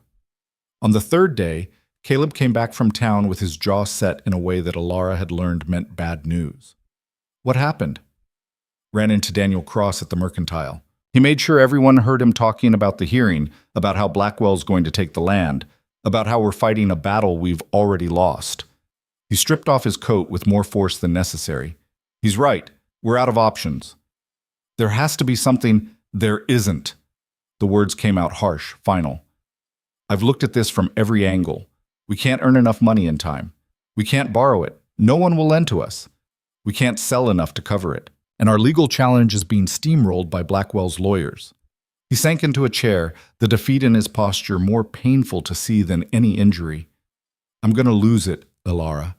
Everything I worked for. She moved to him, knelt beside his chair, took his hands in hers. They were rough, scarred from years of hard labor, and they trembled slightly. Then we lose the land, she said quietly. But we don't lose each other. We don't lose this. He looked at her, something raw and vulnerable in his expression. You didn't sign up for this. For losing. For having nothing. I signed up for you. She squeezed his hands. The land would have been wonderful. A future would have been wonderful. But if all we have is this cabin and each other, that's enough. That has to be enough. Is it? His voice cracked slightly. Is it really enough, Ilara? You gave up everything for me. Your family, your future, everything. And what do I have to give you in return? Nothing. Less than nothing. You have yourself. That's what I chose. That's what I want. She stood, pulled him up with her. Listen to me. I don't care about the land. I don't care about money or status or any of it. I care about you, about us. And as long as we have that, we have enough. He pulled her close, buried his face in her hair. She felt him shaking, felt the weight of his despair and frustration and helpless anger. They stood like that for a long time, holding each other in the gathering dark, while outside the wind picked up and snow began to fall once more. The storm that hit that night was unlike anything that had come before. It roared in with a fury that shook the cabin's walls, drove snow through every crack and crevice, transformed the world into a white chaos that screamed like something alive and vengeful. And in the morning, when Ilara woke with a fever that made her skin burn and her thoughts scatter like frightened birds, she realized the storm outside was about to become the least of their worries. The fever came on fast and vicious. One moment, Ilara was standing at the stove trying to make coffee. The next, her legs buckled and the world tilted sideways. She caught herself on the table, her vision swimming, her skin burning despite the cold air that leaked through the cabin walls. Caleb. Her voice came out thin, distant. Something's wrong. He was at her side instantly, his hand on her forehead, and she saw his expression change, concern sharpening into alarm. You're burning up. He guided her to the bed, sat her down. When did this start? Just now. I felt fine when I woke up, but then... She couldn't finish the sentence. Her thoughts scattered, refusing to form coherent patterns. The room spun, and she gripped the edge of the bed to keep from falling. Caleb moved with swift efficiency, piling blankets on her despite her protests that she was too hot. He brought water, made her drink even though swallowing felt like trying to force stones down her throat. His hands were steady, but she could see fear in his eyes. The trip to Cheyenne. His voice was tight, controlled. You got too cold, pushed too hard. Your body's fighting back. I'll be fine. Even as she said it, another wave of heat rolled through her, making her skin prickle and her head pound. Just need to rest. You need more than rest. He stood, moved to the window. Outside, the storm raged with undiminished fury, snow falling so thick it was impossible to see more than a few feet. But we're trapped. Can't get to town for a doctor, can't get medicine. We're on our own. The words should have terrified her, but the fever was already pulling her under, dragging her into a confused state where reality blurred at the edges. She heard Caleb moving around the cabin, heard the clatter of pots and the scrape of wood on wood, but it all seemed distant, muffled, as if happening underwater. Time lost meaning. Sometimes she was burning, clawing at the blankets, desperate for cool air. Other times she shivered so violently her teeth chattered, and no amount of warmth seemed enough. Caleb was always there, pressing water to her lips, wiping her face with cool cloths, adjusting blankets, speaking to her in that low, steady voice that became her only anchor to reality. Stay with me. His words cut through the fog. Don't drift too far. Come back. She tried. But the fever had its own ideas, pulling her into dreams that felt more real than waking. She was back in her father's house, walking through rooms that stretched endlessly, calling for someone who never answered. She was in the church, watching herself marry a stranger while the congregation laughed. She was in the snow, lost and alone, the cold turning her limbs to stone while she searched desperately for something she couldn't name. Through it all, a voice kept calling her back. Caleb's voice, rough and insistent, refusing to let her go. The storm lasted 3 days. Or maybe it was 4. Alara lost track. Her world reduced to fever and delirium and the occasional moments of clarity when she could see Caleb's face above her, drawn and exhausted, his eyes red-rimmed from lack of sleep. During one of those clear moments, she realized he hadn't left her side. Not to sleep properly, not to eat, barely even to tend the fire. He'd positioned himself next to the bed, within arm's reach, and there he stayed. "You should rest." Her voice was a croak, barely audible. "You'll get sick too." "I'm fine." But he wasn't.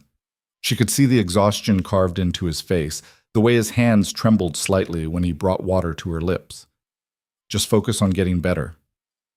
The hearing. Memory surfaced through the fever haze. December 20th. What day is it? Doesn't matter right now. Caleb, it doesn't matter. His voice was firm, but something broke underneath it. None of it matters if you don't survive this. She wanted to argue, but another wave of fever took her, and she disappeared back into the burning confusion. Somewhere in the depths of the illness, she became aware of Caleb talking to her. Not the gentle encouragements he'd been offering before, but real conversation, his voice low and continuous, as if he was afraid that if he stopped speaking, she'd slip away entirely. "I saw you before." The words filtered through her consciousness. "Before I left those flowers. You were at the Mercantile, and this woman, Mrs. Patterson, I think, was talking about you, about how beautiful you were, how fortunate any man would be to marry you, and you looked so uncomfortable, like you wanted to disappear. But you smiled anyway, said all the right things, played the part they expected." Alara tried to focus on his words, using them to pull herself closer to the surface. "I started paying attention after that. Noticed how you were different when you thought no one was watching. How you'd stop and look at the mountains like you were memorizing them. How you'd help the Morrison kids catch fireflies in the evening, not caring that it wasn't proper. How you'd go quiet during all those social gatherings, like you were somewhere else entirely." His hand found hers, squeezed gently. "That's when I knew. You weren't meant for that life any more than I was. You were just better at pretending to fit." He paused, and when he spoke again, his voice was rougher. "So I left flowers. Stupid, probably. A poor ranch hand thinking he had any right to court a woman like you. But I couldn't stop myself, couldn't stop hoping that maybe you'd see past what everyone else saw when they looked at me." She wanted to tell him she had seen past it, wanted to tell him so many things. But the words wouldn't come. The fever pulled her back under, into dreams where she was searching for him through endless snow, calling his name while the wind swallowed her voice. On what she later learned was the 4th day, the fever broke. She woke to find pale sunlight streaming through the window, the storm finally exhausted. Her body felt wrung out, weak as a newborn calf, but her mind was clear for the first time in days. Caleb was slumped in the chair beside the bed, finally asleep. He looked terrible. Face gaunt, eyes sunken, clothes rumpled and stained. His hand rested on the edge of the bed, as if even in sleep he needed to maintain contact, to know she was still there. She watched him sleep, this man who'd sat vigil over her for days, who'd stayed awake to keep her alive, who'd talked to her through the delirium about things she suspected he'd never told anyone. And something in her chest expanded, grew too large for her ribs to contain. This was love. Not the romantic notion she'd been raised on, not the grand gestures and flowery declarations, but this, the quiet choice to stay, the stubborn refusal to give up, the willingness to sacrifice everything for another person's survival. She reached out, her hand shaking with weakness, and touched his face. He woke instantly, his hand catching hers, his eyes searching her face. "Alara? I'm here." Her voice was barely a whisper, but it was steady. "I'm okay." She watched the relief crash over him like a wave. His shoulders sagged, his eyes closed briefly, and when he looked at her again, there were tears on his face that he made no attempt to hide. "You scared me." The admission came out raw. "I thought I was going to lose you." "You didn't." She tried to smile, manage something weak but genuine. "I'm stubborn, remember?" He laughed, a sound somewhere between relief and exhaustion, and pressed his forehead to their joined hands. She felt him shaking, felt the release of days of fear and desperate hope, and she held on tight. When he finally pulled back, wiping his face roughly, she asked the question that had been lurking in the back of her mind. "What day is it?" His expression changed, shuddering slightly. "December 19th. The words hit her like cold water. December 19th. The hearing was tomorrow. Tomorrow they'd lose everything, and there was nothing they could do about it. We missed it. She tried to sit up, failed, her body too weak to cooperate. "We have to get to town. We have to—" "You're not going anywhere. You can barely lift your head." Caleb stood, moved to the stove, started preparing something. "And there's nothing to go for. We don't have the money. We don't have a lawyer. All we do is show up to watch them take everything." "But the legal challenge, without a lawyer to argue it, it's worthless. Blackwell's lawyers will tear it apart in minutes." He brought her broth, helped her sit up enough to sip it. "It's over, Alara. The land's gone." She wanted to protest, to fight, to find some way to change what felt inevitable, but her body betrayed her, exhaustion pulling at her limbs, making even the simple act of drinking broth an enormous effort. "I'm sorry." The words came out broken. "I'm sorry I got sick. Sorry I couldn't—" "Stop!" He set the broth aside, took her face in his hands. "This isn't your fault. None of it is your fault. You fought harder than anyone had a right to ask. You rode through a blizzard, stood up to clerks and officials, found evidence that should have worked. You did everything you could. But it wasn't enough. No." He said it gently but honestly. "It wasn't enough. Sometimes it isn't, no matter how hard you fight." They sat in silence, the weight of defeat settling over them like snow. Outside, the world was white and clean, the storm having scrubbed away all traces of the struggle that had happened within these walls. Nature didn't care about their small human dramas, their desperate hopes, their crushing losses. Over the next few hours, as Alara slowly regained strength, Caleb told her what had happened during her illness. How the storm had raged for 3 full days, making it impossible to get to town even if they'd wanted to. How he'd used every remedy he knew: cool cloths for the fever, warm blankets for the chills, constant hydration, willow bark tea for the pain. How he'd stayed awake for 48 hours straight because the one time he'd dozed off, her breathing had changed and he'd woken in a panic, certain he was losing her. You talked sometimes. He fed her more broth, his movements gentle and practiced. In the fever. You called for your mother once, and for me, a lot. You kept asking if I was there, if I'd left. I dreamed I was lost." She accepted another spoonful. "Searching for something in the snow. I think I was searching for you. I was right here, always right here."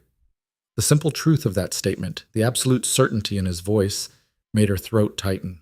She'd never been anyone's priority before. Never been the person someone chose to stay for, to fight for, to refuse to abandon, no matter the cost. As evening approached, Caleb helped her to the chair so he could change the bedding. She sat wrapped in blankets, watching him work with that same quiet efficiency he brought to everything. His movements were slower than usual, exhaustion evident in every gesture, but he didn't complain or slow down. "You need to sleep."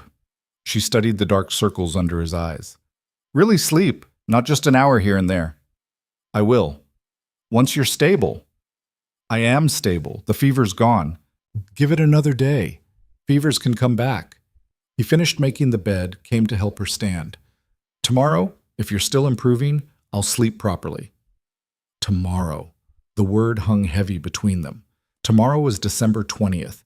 Tomorrow they'd officially lose the land, lose any hope of building the future they'd glimpsed. Tomorrow marked the end of their fight. That night, for the first time since her illness began, Caleb allowed himself to lie down properly. But he positioned himself on the floor beside the bed, close enough to reach her if needed, and she could tell by his breathing that he wasn't really sleeping, just resting, still on guard. "Caleb," she reached down, found his hand in the darkness. "Come up here. You need space to recover. I need you." The admission came easier than she'd expected. "Please." She heard him shift, felt the bed dip as he climbed in beside her, carefully arranging himself so he wouldn't jostle her. He pulled her close, and she felt the tension in his body, the vigilance he couldn't quite release. "Sleep," she whispered. "I'm not going anywhere." "Promise?" The vulnerability in that single word broke something open in her chest. This strong, silent man who'd survived alone for 15 years, who'd built a life from nothing and expected nothing from anyone. He was afraid of losing her. The realization was humbling and powerful all at once. I promise. She pressed closer to him, felt his arms tighten around her. We're in this together, remember? Whatever comes tomorrow, we face it together.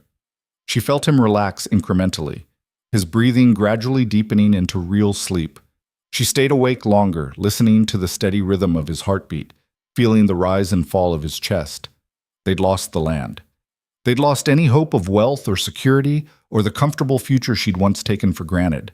But lying there in the darkness, wrapped in his arms, she realized she'd gained something far more valuable.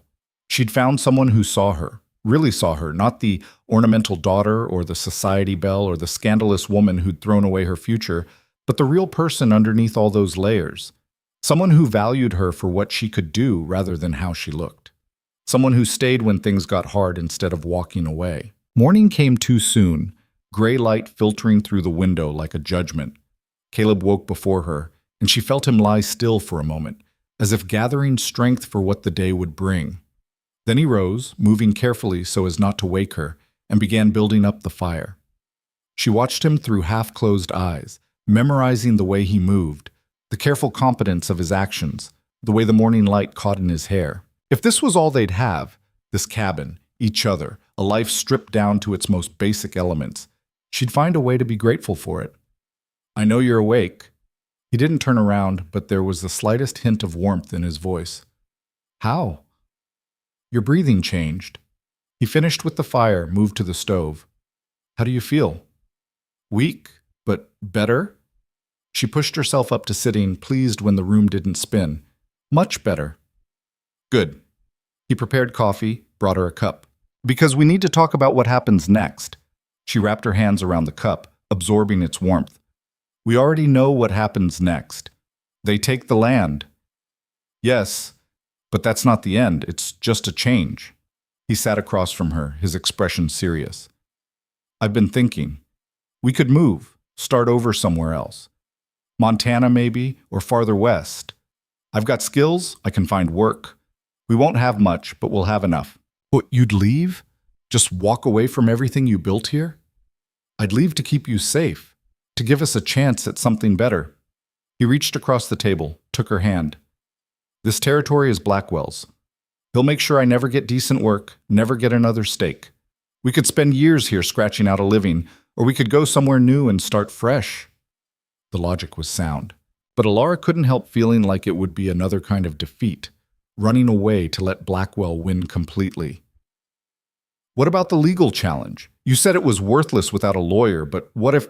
Alara. He squeezed her hand gently. It's over. We fought, we lost. Now we adapt and survive. She wanted to argue, but she was interrupted by the sound of a horse approaching. They both froze. Then Caleb moved to the window. It's your mother. The words didn't make sense at first. Her mother? Here? Alara struggled to her feet, ignoring the way her legs trembled, and moved to see for herself. Margaret Vance sat atop a fine mare, dressed in traveling clothes that looked absurdly elegant against the rough frontier landscape. She was alone, no servant or companion with her, and there was something in her posture, a tension, a vulnerability that Alara had never seen before.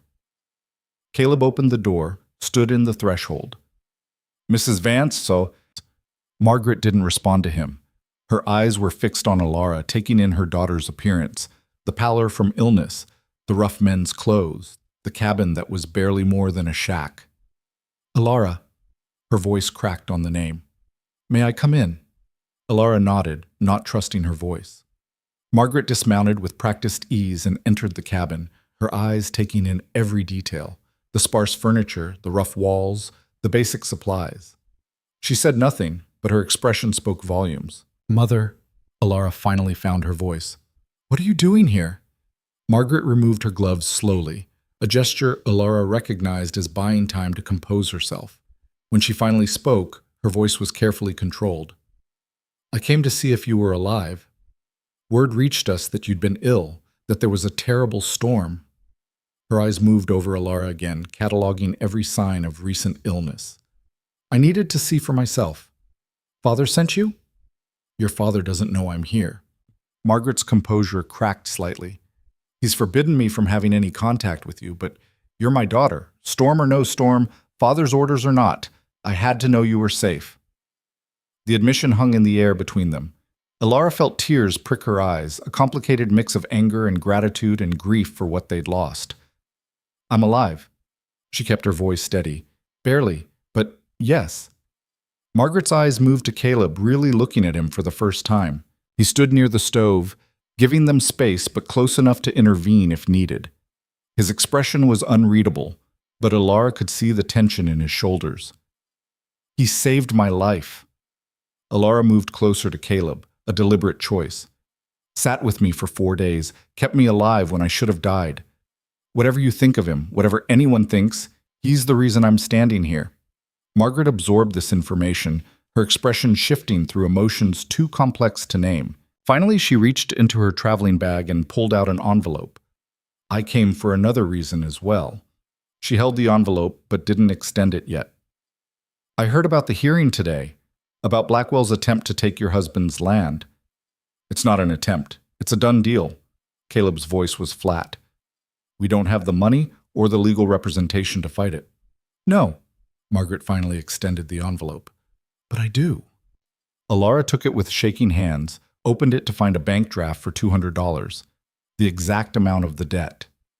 She stared at it, unable to process what she was seeing. Mother, I don't understand. Your father cut you off, but I have my own money from my family. He can't control that. Margaret's voice was stronger now, more certain. I won't let Harrison Blackwell destroy you out of spite. I won't let him win by forcing you into poverty. Why? The question came from Caleb. Your husband made his position clear. Why risk his anger for us? Margaret looked at him directly for the first time, really looked at him, and something shifted in her expression. Because I've spent my entire life doing what was expected, saying what was proper, being who everyone else needed me to be. She turned to Alara. And I watched you do the same thing, molded you into it, never questioning whether it was what you wanted. Then you did something I never had the courage to do. You chose yourself. You chose love over security, truth over appearances. And I'll be damned if I let anyone punish you for having the strength I lacked. The words hit Alara like a physical force. Her mother, proper, controlled Margaret Vance, who'd never stepped out of line in her life, was here, defying her husband, offering salvation. Father will never forgive this. Alara's voice shook. He'll be furious. Let him be furious. Margaret's chin lifted in a gesture Alara recognized from her own reflection. I've been afraid of his anger for too long. I'm done being afraid. Alara looked at the bank draft, then at Caleb, then back at her mother. We can't take this. It's too much. It would cost you too much. You already took it. It's in your hands now. Margaret pulled her gloves back on. The hearing is at 2 o'clock. I suggest you get to town in time to file the payment and watch Blackwell's face when he realizes he's lost. She moved toward the door, but Alara caught her arm. Come with us. To the hearing. Let him see that you're on our side. For a moment, fear flickered across Margaret's face. Then it hardened into determination. All right. She straightened her shoulders. I'll come. The ride to town was surreal. Alara, still weak from illness, rode with Caleb while Margaret followed on her mare. They made an odd procession. The society matron and the poor couple she'd disowned daughter had married, heading together to face the man who'd tried to destroy them all. The territorial courthouse was packed when they arrived. Word had spread about the hearing, and it seemed half of Ashford Crossing had turned out to watch the spectacle. Alara felt their eyes on her as she entered, heard the whispers start immediately. But then Margaret Vance walked in behind them, and the whispers turned to shocked silence. Harrison Blackwell stood near the front with his lawyers, his expression confident. But when he saw Margaret, confusion flickered across his face. When he saw the three of them together, confusion turned to alarm. The judge, a stern man from Cheyenne who'd ridden in specifically for this hearing, called the proceedings to order. Blackwell's lawyers stood, began presenting their case for immediate foreclosure. The language was dense, legal, designed to overwhelm and intimidate. When he finished, the judge looked at Caleb. Mr. Rourke, Do you have representation? No, sir, but I have this. Caleb stood, moved forward, and placed the bank draft on the judge's desk. Full payment of the outstanding debt, as originally agreed, $200. The judge examined the draft, verified its authenticity, then looked at Blackwell's lawyer. It appears the debt has been satisfied. On what grounds are you proceeding with foreclosure? The lawyer stammered, thrown by this development.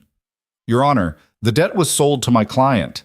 He now holds the right to collect or foreclose as he sees fit. Except that the sale was conducted improperly. Alara stood, her voice carrying clearly despite her weakness. Without proper notification to the debtor as required by territorial law, we filed a complaint in Cheyenne documenting the irregularities. The sale should be voided. She pulled out the documents they'd gathered, presented them to the judge. He read through them carefully while Blackwell's lawyer tried to interrupt, tried to dismiss the evidence as irrelevant. But the judge held up a hand for silence. When he finished reading, his expression was stern. These documents appear to show that Mr. Rourke received less than the required 30 days' notice before the auction of his debt. He fixed Blackwell's lawyer with a hard stare. Can you provide evidence to the contrary? The lawyer fumbled with his papers, clearly unprepared for this line of questioning. Your Honor, the notice was sent according to standard procedures. Standard procedures require 30 days. This shows 5. The judge's voice was sharp. I'm ruling the sale invalid. The debt reverts to its original terms, which Mr. Rourke has now satisfied. Case dismissed. The gavel came down with a crack that echoed through the courthouse. For a moment, nobody moved. Then chaos erupted, people talking, exclaiming, demanding to know what had just happened. Through it all, Alara stood frozen, unable to quite believe what she'd heard. They'd won. Against all odds, against every expectation, they'd actually won. Caleb was beside her instantly, his arms around her, holding her up as her legs threatened to give out. She clung to him, shaking with relief and exhaustion and joy so intense it hurt. When she could finally pull back enough to see his face, she saw tears streaming down his cheeks, unchecked and unashamed. We did it, he whispered. We actually did it. We did. She touched his face, wiping away tears with her thumbs. The land is yours. No one can take it now. Behind them, Harrison Blackwell stood rigid with fury, his face dark red, his hands clenched into fists.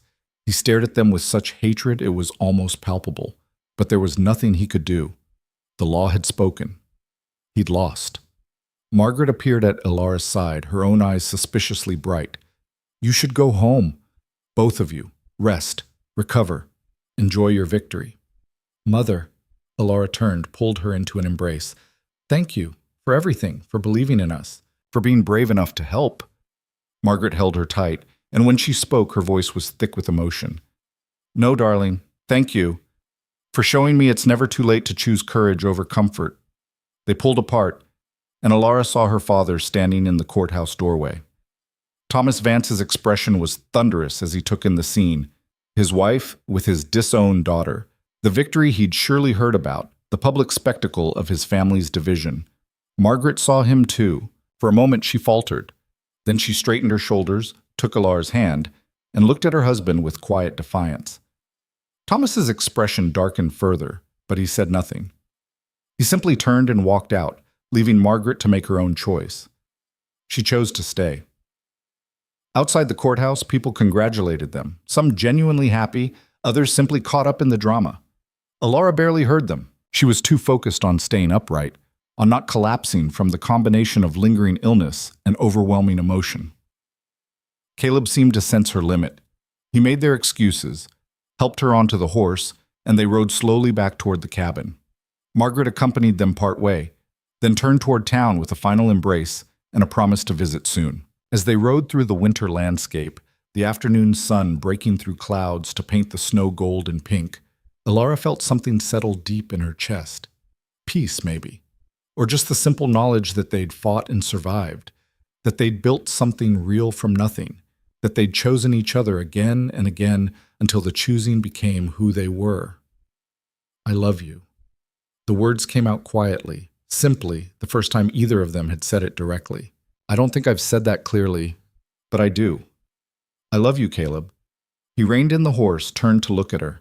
His eyes held everything he'd never been good at putting into words: devotion and gratitude and a love so deep it had no bottom. I love you too. His voice was rough with emotion. More than I knew was possible. More than I have words for. She kissed him there in the fading light, tasting salt from tears, his or hers, she wasn't sure, and feeling like she'd finally come home. Not to a place, but to a person. To the life they'd chosen together against all odds and all reason. When they finally reached the cabin, the sun had set, leaving the world in that blue twilight that made everything look magical and unreal. Caleb helped her down, held her steady when her legs wavered, then scooped her up and carried her inside. I can walk, she protested, but without much conviction. I know. He set her gently on the bed. But you don't have to. And that, she thought as he built up the fire and prepared a simple meal and cared for her with quiet devotion, was the truth at the heart of everything. She didn't have to be strong all the time, didn't have to prove herself constantly, didn't have to carry every burden alone. She had a partner. A real partner who'd fight beside her and hold her up when she stumbled and love her through the hard parts without keeping score or demanding payment. They'd won the land, but more importantly, they'd won each other. And in the end, that was the only victory that truly mattered. The days following the hearing settled into a rhythm that felt almost dreamlike in its simplicity. Alara recovered slowly, her strength returning in increments measured by small victories. Walking to the well without assistance, preparing a full meal without needing to rest, staying awake through an entire evening. Caleb watched over her with the same quiet vigilance he'd shown during her illness, but now it was tempered with something lighter, easier. Hope, maybe. Or just the relief of knowing they'd survived. Christmas came and went without fanfare.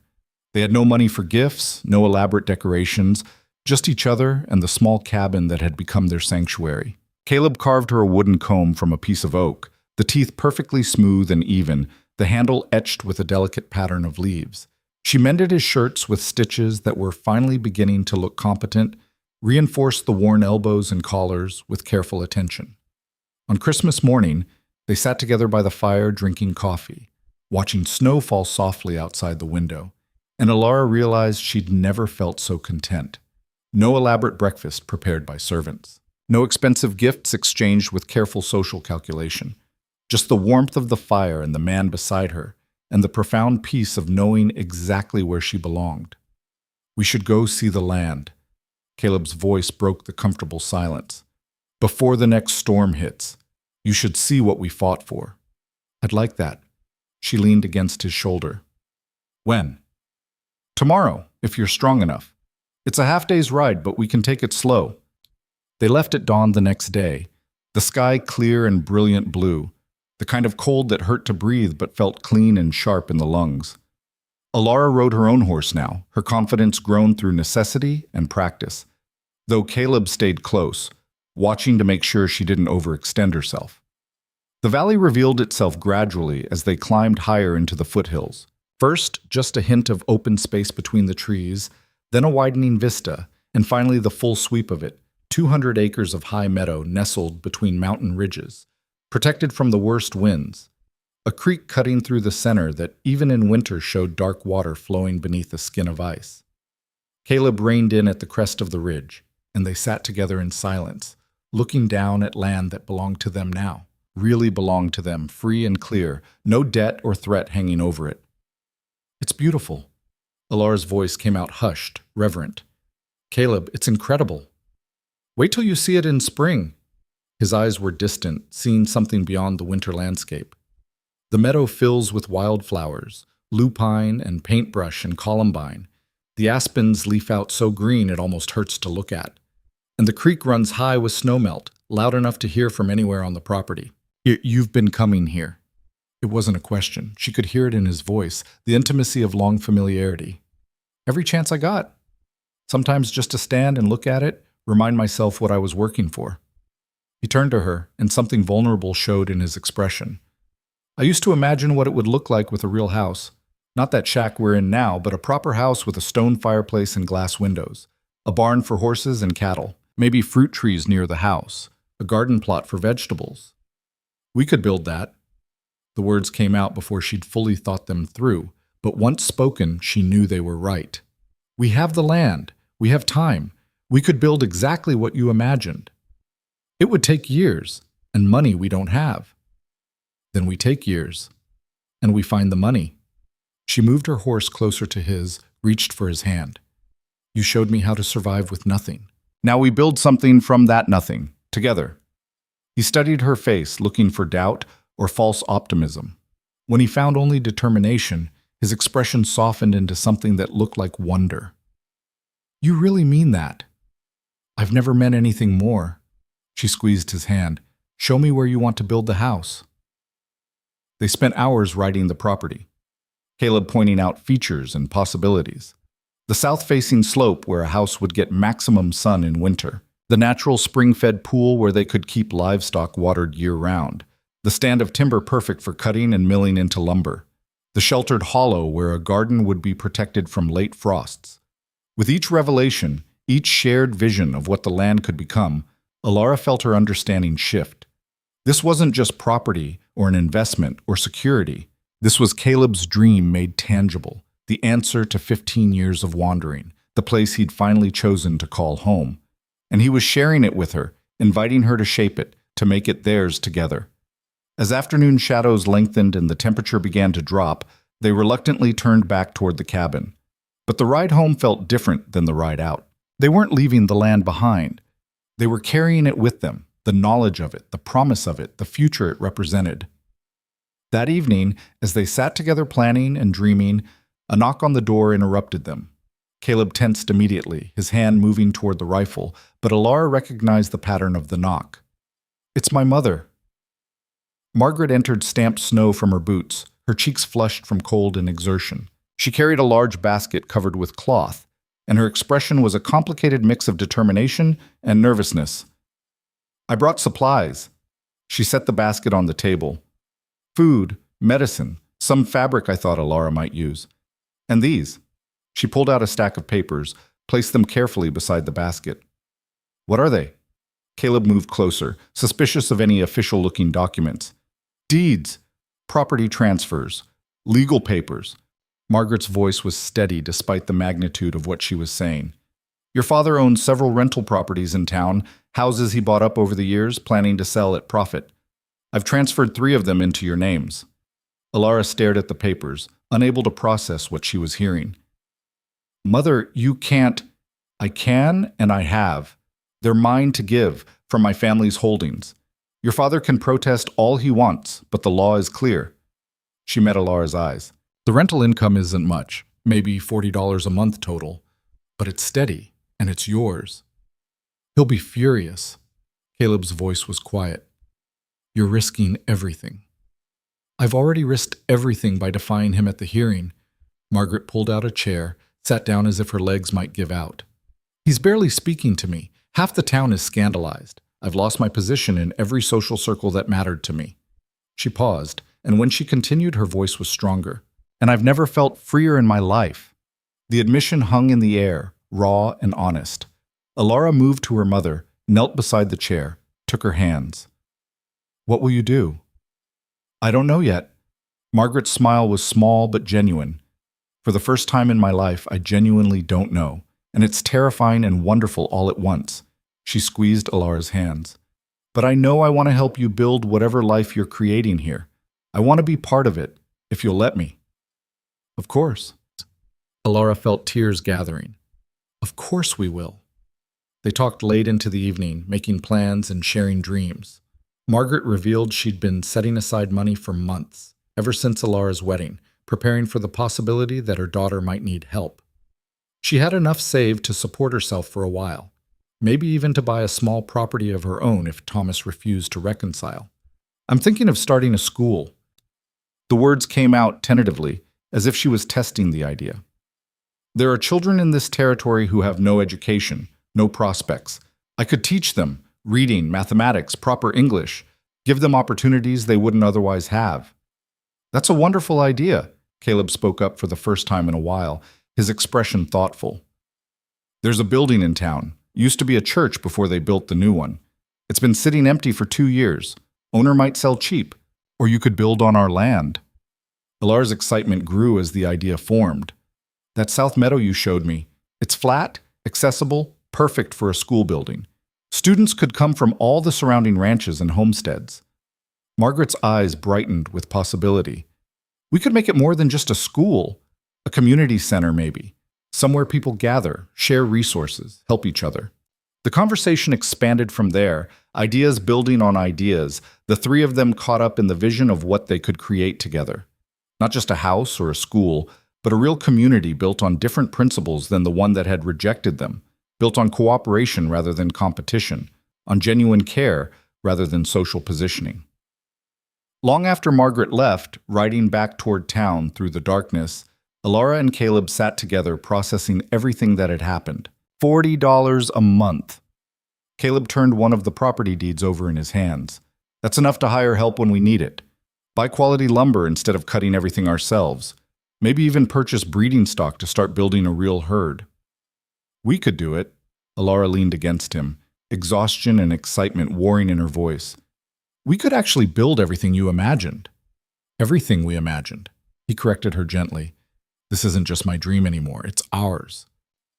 The word settled warm in her chest. Ours. Their land, their future, their dream. Not his or hers, but genuinely shared, built together from nothing but determination and trust and love that had been forged in hardship. The weeks that followed were consumed by planning and preparation. They couldn't start building yet. Winter still had months to run, but they could prepare. Caleb spent his days cutting timber, hauling it to the valley property, stacking it to season. Alara worked on designs for the house, drawing rough sketches based on Caleb's descriptions and her own practical experience of what they'd need. Margaret visited regularly, each time bringing news or supplies or simply her presence. The rift with Thomas remained absolute. He'd made it clear that her support of Alara meant the end of their marriage in all but legal terms. But Margaret seemed to grow stronger with each visit, more certain of her choice, more determined to build a life on her own terms. In late January, as Alara was hanging laundry to freeze dry in the brutal cold, she heard horses approaching. Multiple riders, moving fast. Her heart clenched with automatic fear, memories of Blackwell's visit, of threats and intimidation. But when the riders came into view, she saw it wasn't Blackwell. It was her father, accompanied by Marcus Webb and two other ranch hands. Thomas Vance dismounted with the authority of a man accustomed to commanding space. His eyes found Alara, took in her rough clothes and work-worn hands, and something flickered across his face too quickly to identify. Father. She straightened, refused to show fear or shame. What do you want? To talk. His voice was gruff, uncomfortable. Alone. Anything you have to say to me, you can say in front of my husband. Caleb had appeared from the barn, alerted by the sound of horses. He moved to stand beside Alara, his presence solid and protective. Thomas looked between them, his jaw working. Finally, he gestured to his men. Wait here. He followed Alara and Caleb inside the cabin, and she saw him take in every detail of their Spartan existence, the rough furniture, the simple supplies, the absolute lack of luxury or comfort. She braced herself for criticism or condemnation. But what came was something else entirely. I was wrong. The words came out like they hurt. About you. About this. He gestured vaguely, encompassing the cabin and their life. I thought you'd made a terrible mistake. Thought you'd come crawling back within a month, begging forgiveness. I won't. Alara kept her voice steady. Not now, not ever. I know. He pulled out a chair, sat down heavily. That's what I'm beginning to understand. You're not coming back because you don't want to come back. He looked around the cabin again. This is what you chose, what you actually want. Yes. She moved to stand beside Caleb, took his hand. This is exactly what I want. Thomas studied their joined hands, then looked up at Caleb directly for the first time. You love my daughter. It wasn't a question, but Caleb answered anyway. More than anything in this world, and you can provide for her, keep her safe? I'll spend my life trying. Caleb's voice was steady. Can't promise I'll always succeed, but I'll never stop trying. Something in Thomas's expression shifted. Not quite approval, but perhaps the beginning of respect. Margaret told me about the land, about your victory in court, about the plans you're making. He pulled an envelope from his coat. She also told me about the rental properties she transferred. Smart move, legally sound. I can't reverse it even if I wanted to. We don't need your approval, Alara kept her voice firm. Or your help. I know, that's why I'm offering it. He set the envelope on the table. This is a bank draft for $500. Consider it a wedding gift, given late but given freely. Use it however you see fit. Building materials, livestock, investment in whatever future you're creating. Alara stared at the envelope, shocked into silence. Caleb's hand tightened around hers. There's a condition, Thomas continued. I want to see this land of yours. Want to see what you're building. Understand what was worth losing everything for. Why? The question came from Caleb. Why now, after months of silence? Thomas was quiet for a long moment, staring at his hands. When he spoke, his voice carried a weight Alara had never heard before. Because I've spent the last 2 months watching my wife become a stranger. She's planning a school, talking about independence, refusing to be controlled or directed. And I realized... He stopped, swallowed hard. I realized that I'm losing everyone I care about because I can't accept that they might want something different than what I planned for them. He looked up at Alara, and she saw genuine pain in his eyes. I lost you already. I'm losing Margaret. And for what? Pride? Control? The satisfaction of being right? He shook his head. I don't want to be the kind of man who destroys his family to prove a point. The admission was so raw, so unlike the father she'd known her entire life, that Alara didn't know how to respond. Caleb squeezed her hand, a silent reminder that the choice was hers. Tomorrow, she heard herself say. Come tomorrow, and we'll show you the land. Thomas nodded, stood. Tomorrow, then. He left without another word, mounting his horse and riding away with his men. Alara and Caleb stood in the doorway watching them go, the envelope still on the table, unopened. Are you sure about this? Caleb's voice was careful. Letting him back in? No. She turned to face him. I'm not sure about anything when it comes to my father, but I think... She paused, trying to find the right words. I think he's trying. Maybe not well, maybe not enough, but he's trying, and that has to count for something. The next day dawned clear and cold. Thomas arrived alone this time. No entourage or show of wealth. Just a man on a horse, dressed for hard riding, looking older and more uncertain than Alara had ever seen him. They rode to the valley property together, the three of them in careful silence. When they crested the ridge and the full sweep of the land revealed itself, Thomas reined in his horse and sat staring. 200 acres. Caleb's voice held quiet pride. High meadow, year-round water, protected from the worst weather. Good grazing, plenty of timber, soil that'll support crops if we want to try farming. Thomas said nothing, just continued staring. Then he dismounted and walked to the edge of the ridge, looking down at the valley with an expression Alara couldn't quite read. This is what you saw. He spoke without turning around.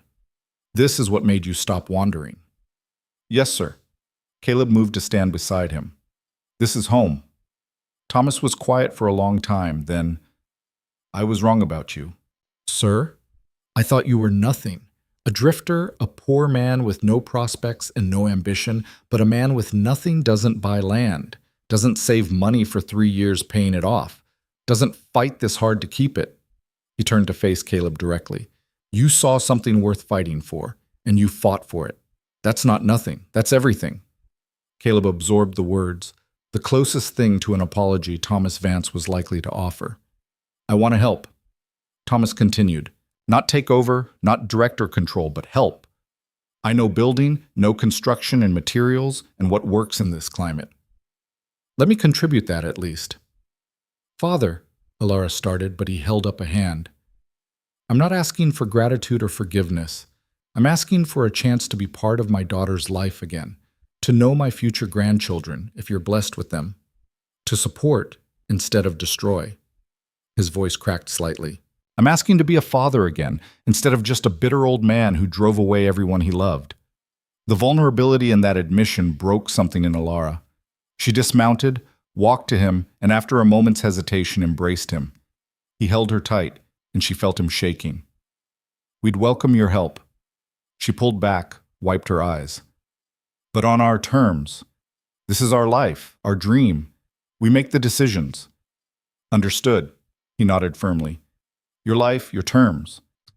They spent the rest of that day walking the property, Thomas asking questions and offering observations, Caleb explaining his vision and listening to suggestions. It wasn't perfect. There were moments of tension, times when Thomas's natural authority clashed with Caleb's quiet stubbornness. But it was a beginning. As they rode back toward the cabin in late afternoon, Thomas cleared his throat. Margaret wants to build her school on your land. We know. We're planning space for it. She's leaving me. The words came out flat, matter of fact. Not legally, not yet. But she's moving out, taking rooms above the mercantile until the school building is ready. She says she can't live with a man who won't respect her autonomy. I'm sorry. Alara meant it. Despite everything, she didn't want to see her parents' marriage destroyed. I'm not. Thomas's response surprised her. Or rather, I am, but I also understand it. She's been suffocating for years and I was too blind to see it. Maybe some time apart will help us both figure out who we are outside of who we're expected to be. The insight was profound coming from Thomas Vance, and it gave Alara hope that perhaps her father was truly changing, not just accommodating. Over the following weeks, their small community began to take shape. Thomas hired workers and coordinated the purchase of quality building materials. Margaret finalized the purchase of the old church building and began organizing curriculum for her school. Caleb and Alara worked alongside hired men, clearing land and laying foundations. The rental income proved even more valuable than expected. It provided steady cash flow that allowed them to make real progress instead of scraping by season to season.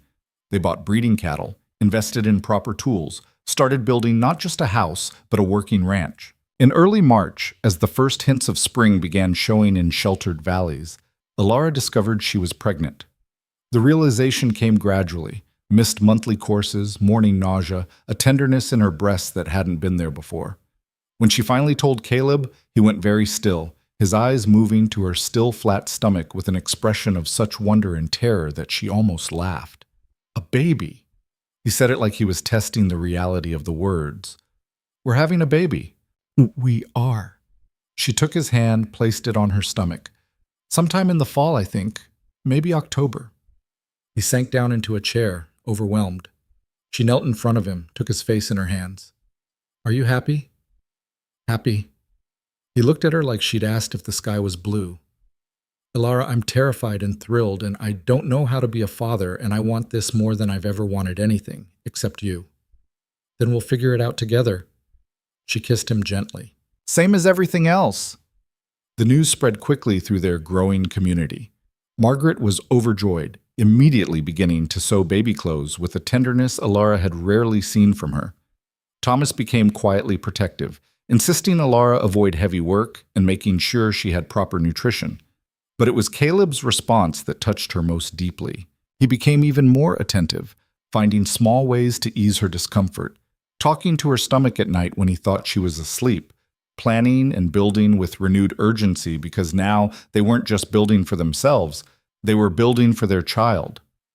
By late spring, the house had taken real shape. Not the full vision yet, that would take years, but a solid structure with stone foundation, timber walls, a roof that didn't leak, real glass windows, and a fireplace large enough to heat the main living space.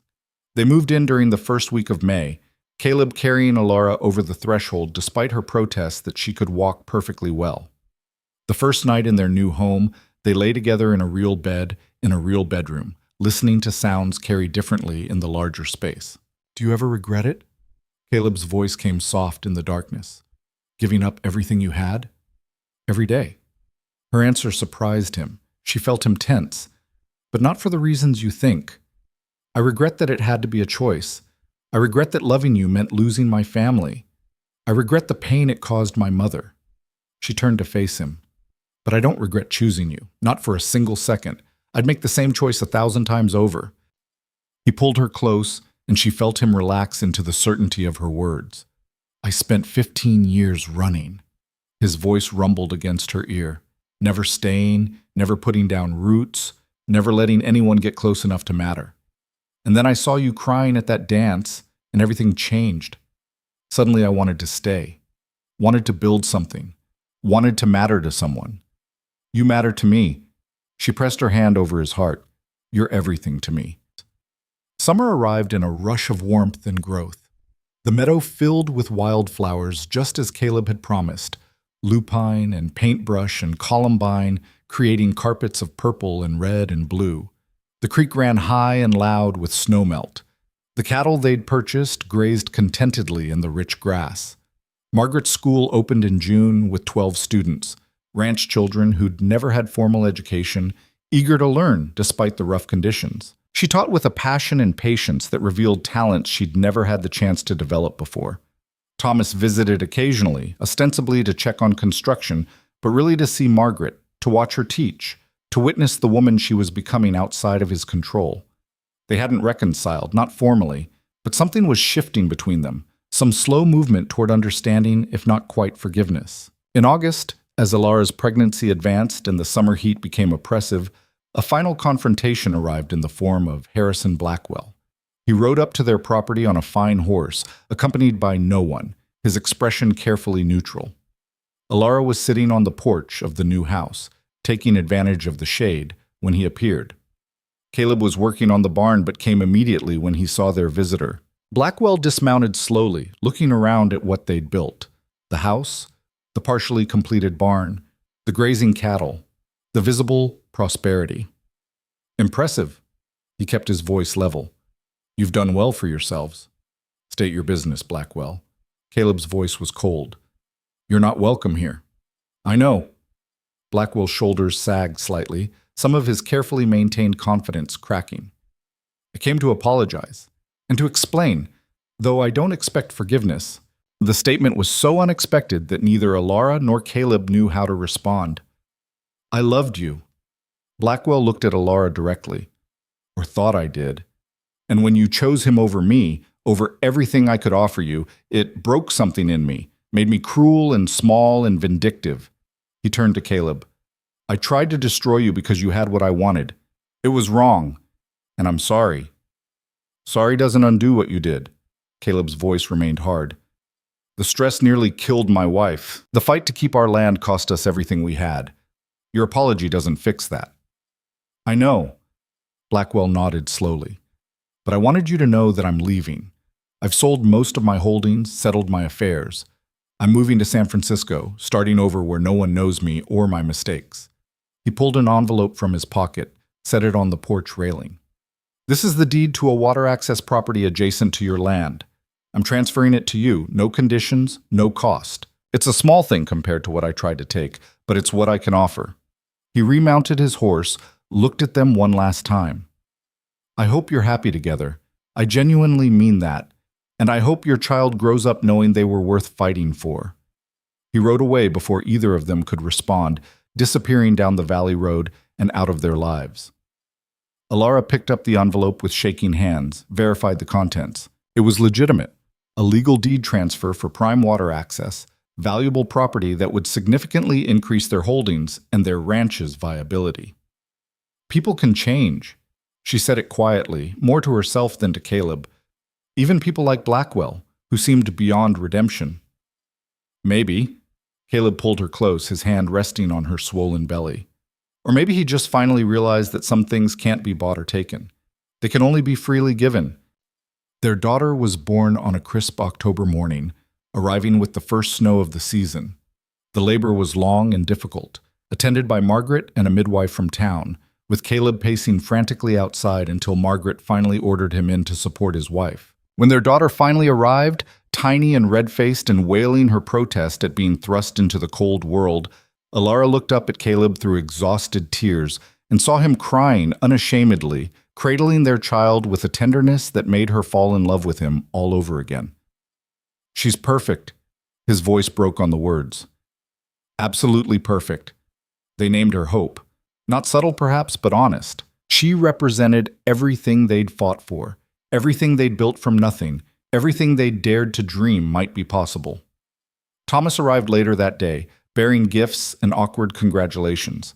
He held his granddaughter with careful reverence, and Alara saw tears track down his weathered face. She has your eyes. He looked at Alara. Same determination, same fire. Then heaven help us all, Margaret laughed, appearing with fresh linens. One stubborn Vance woman was enough. Two might break the whole territory. They all laughed, the sound filling the house with warmth and life, and Alara realized this was what family was supposed to be. Not perfect, not without scars or history or complicated pain, but choosing each other anyway. Showing up, trying. The years that followed were not easy. Ranching never was, especially in Wyoming territory where weather and market prices and simple bad luck could destroy a year's work in days. But they built something solid, something that lasted. The house expanded as their family grew. A son 2 years after Hope, another daughter 3 years after that. The school flourished, serving children from miles around, with Margaret at its heart, teaching and nurturing and proving that a life begun late could still be full and meaningful. Thomas and Margaret eventually reconciled, not by returning to what they'd been, but by building something new, a partnership of equals rather than a hierarchy of control. Thomas learned to ask instead of command, to listen instead of dictate. Margaret learned to assert her needs without apology. The ranch prospered, helped by Thomas's business acumen and Caleb's tireless work and Alara's careful management. They purchased more land, built proper facilities, established a reputation for quality cattle and fair dealing. The rental properties in town continued providing steady income, which they reinvested in expansion and community development. But more than material success, they built something rarer, a community based on genuine care rather than social obligation. People helped each other not because it was expected, but because they chose to. Children grew up learning that worth came from character and effort, not from family name or inherited wealth. On a spring evening 5 years after Hope's birth, Alara and Caleb sat together on the porch of their now completed house, watching their children play in the meadow below. The sun was setting behind the western ridge, painting the snow-capped peaks gold and pink, and the air smelled of pine and fresh earth and possibility. "Do you remember that day in the church?" Alara leaned against Caleb's shoulder. "When everyone was laughing and we walked out into the snow." Every detail. His arm came around her. "I remember thinking we wouldn't survive the winter, that your courage would fail or mine would, that the weight of what we'd chosen would crush us. But it didn't." "No." He kissed the top of her head. "It made us stronger." Hope came running up the porch steps, her dark hair wild from playing, her face flushed with exertion. "Mama, Papa, look what I found." She held up a smooth white stone, perfectly round, worn by water and time. "It's beautiful, isn't it?" Alara took the stone, turned it over in her hands, and met Caleb's eyes. She saw recognition there. This was like the stones he'd left with those first flowers, small perfect things that said what words couldn't. "It's beautiful, sweetheart." She handed it back. "Better keep it safe." Hope clutched the stone and ran back to her siblings, already telling them an elaborate story about where it came from and what magic it might hold. "She's like you." Caleb's voice held quiet amusement. "Sees beauty in simple things, finds worth where others see nothing special." "She's like both of us," Alara corrected, "stubborn and determined and unwilling to accept what the world says is possible." They sat in comfortable silence as twilight deepened, watching their children play, watching the valley settle into evening shadow, watching their shared dream breathe and grow in the gathering dusk. The town of Ashford Crossing had changed too. New people had arrived, drawn by opportunity, and the knowledge that here, at least, a person's worth wasn't determined by their past or their family name. The old social hierarchies had begun to crack, making room for different ways of being, different definitions of success. Alara had become something of a legend, the woman who'd walked away from wealth for love, who'd fought to keep her husband's land, who'd built a thriving ranch and a strong family from nothing but determination and grit. People told her story in hushed tones, adding details and drama with each retelling until it barely resembled the truth. But the real story, the true one, was simpler and more profound than any legend. Two people had chosen each other against all advice and all reason. They'd survived when survival seemed impossible. They'd built when building seemed futile. And they'd created something lasting not because they were special or blessed or destined, but because they refused to give up. On their 10th wedding anniversary, Caleb took Alara back to that same ridge where they'd first looked down at the valley together. But this time, instead of empty meadow and possibility, they saw reality. Their house with smoke rising from the chimney, the barn and outbuildings, cattle dotting the fields, children playing in the yard. Margaret's school in the distance with its distinctive bell tower. This is what we built. Caleb's voice held quiet wonder. From nothing, from less than nothing, we built this. We did. Alara took his hand, laced their fingers together. And we're not done yet. Because that was the truth at the heart of their story. They would never be done building, never stop creating and growing and pushing forward. There would be more children, more challenges, more years of hard work and occasional heartbreak, and the simple, profound joy of living a life they'd chosen rather than one that had been chosen for them. The sun set fully, stars beginning to emerge in the darkening sky. Somewhere in the valley below, their children were being called inside for supper. Margaret was probably closing up the school, Thomas checking on his own projects, the whole community settling in for another night of rest before tomorrow's work began. And on the ridge, two people who'd once been strangers stood together looking at their shared future, grateful for every hard-won mile, every difficult choice, every moment that had brought them to exactly where they stood. I love you. Alara said it simply, the words worn smooth by repetition, but no less true for their familiarity. I love you too. Caleb pulled her close. Always have, always will. They turned from the vista, began the ride home through gathering darkness, toward the warm lights of their house and the life they'd built there. Behind them, the valley settled into night, peaceful and prosperous, a testament to what was possible when courage met opportunity and stubbornness met love. And in the years to come, when people asked about the poor cowboy who married the rich man's daughter, who asked how such an unlikely match survived and thrived, Alara and Caleb would smile and say the same thing. They chose each other. They kept choosing each other. And in the end, that was the only miracle they'd ever needed.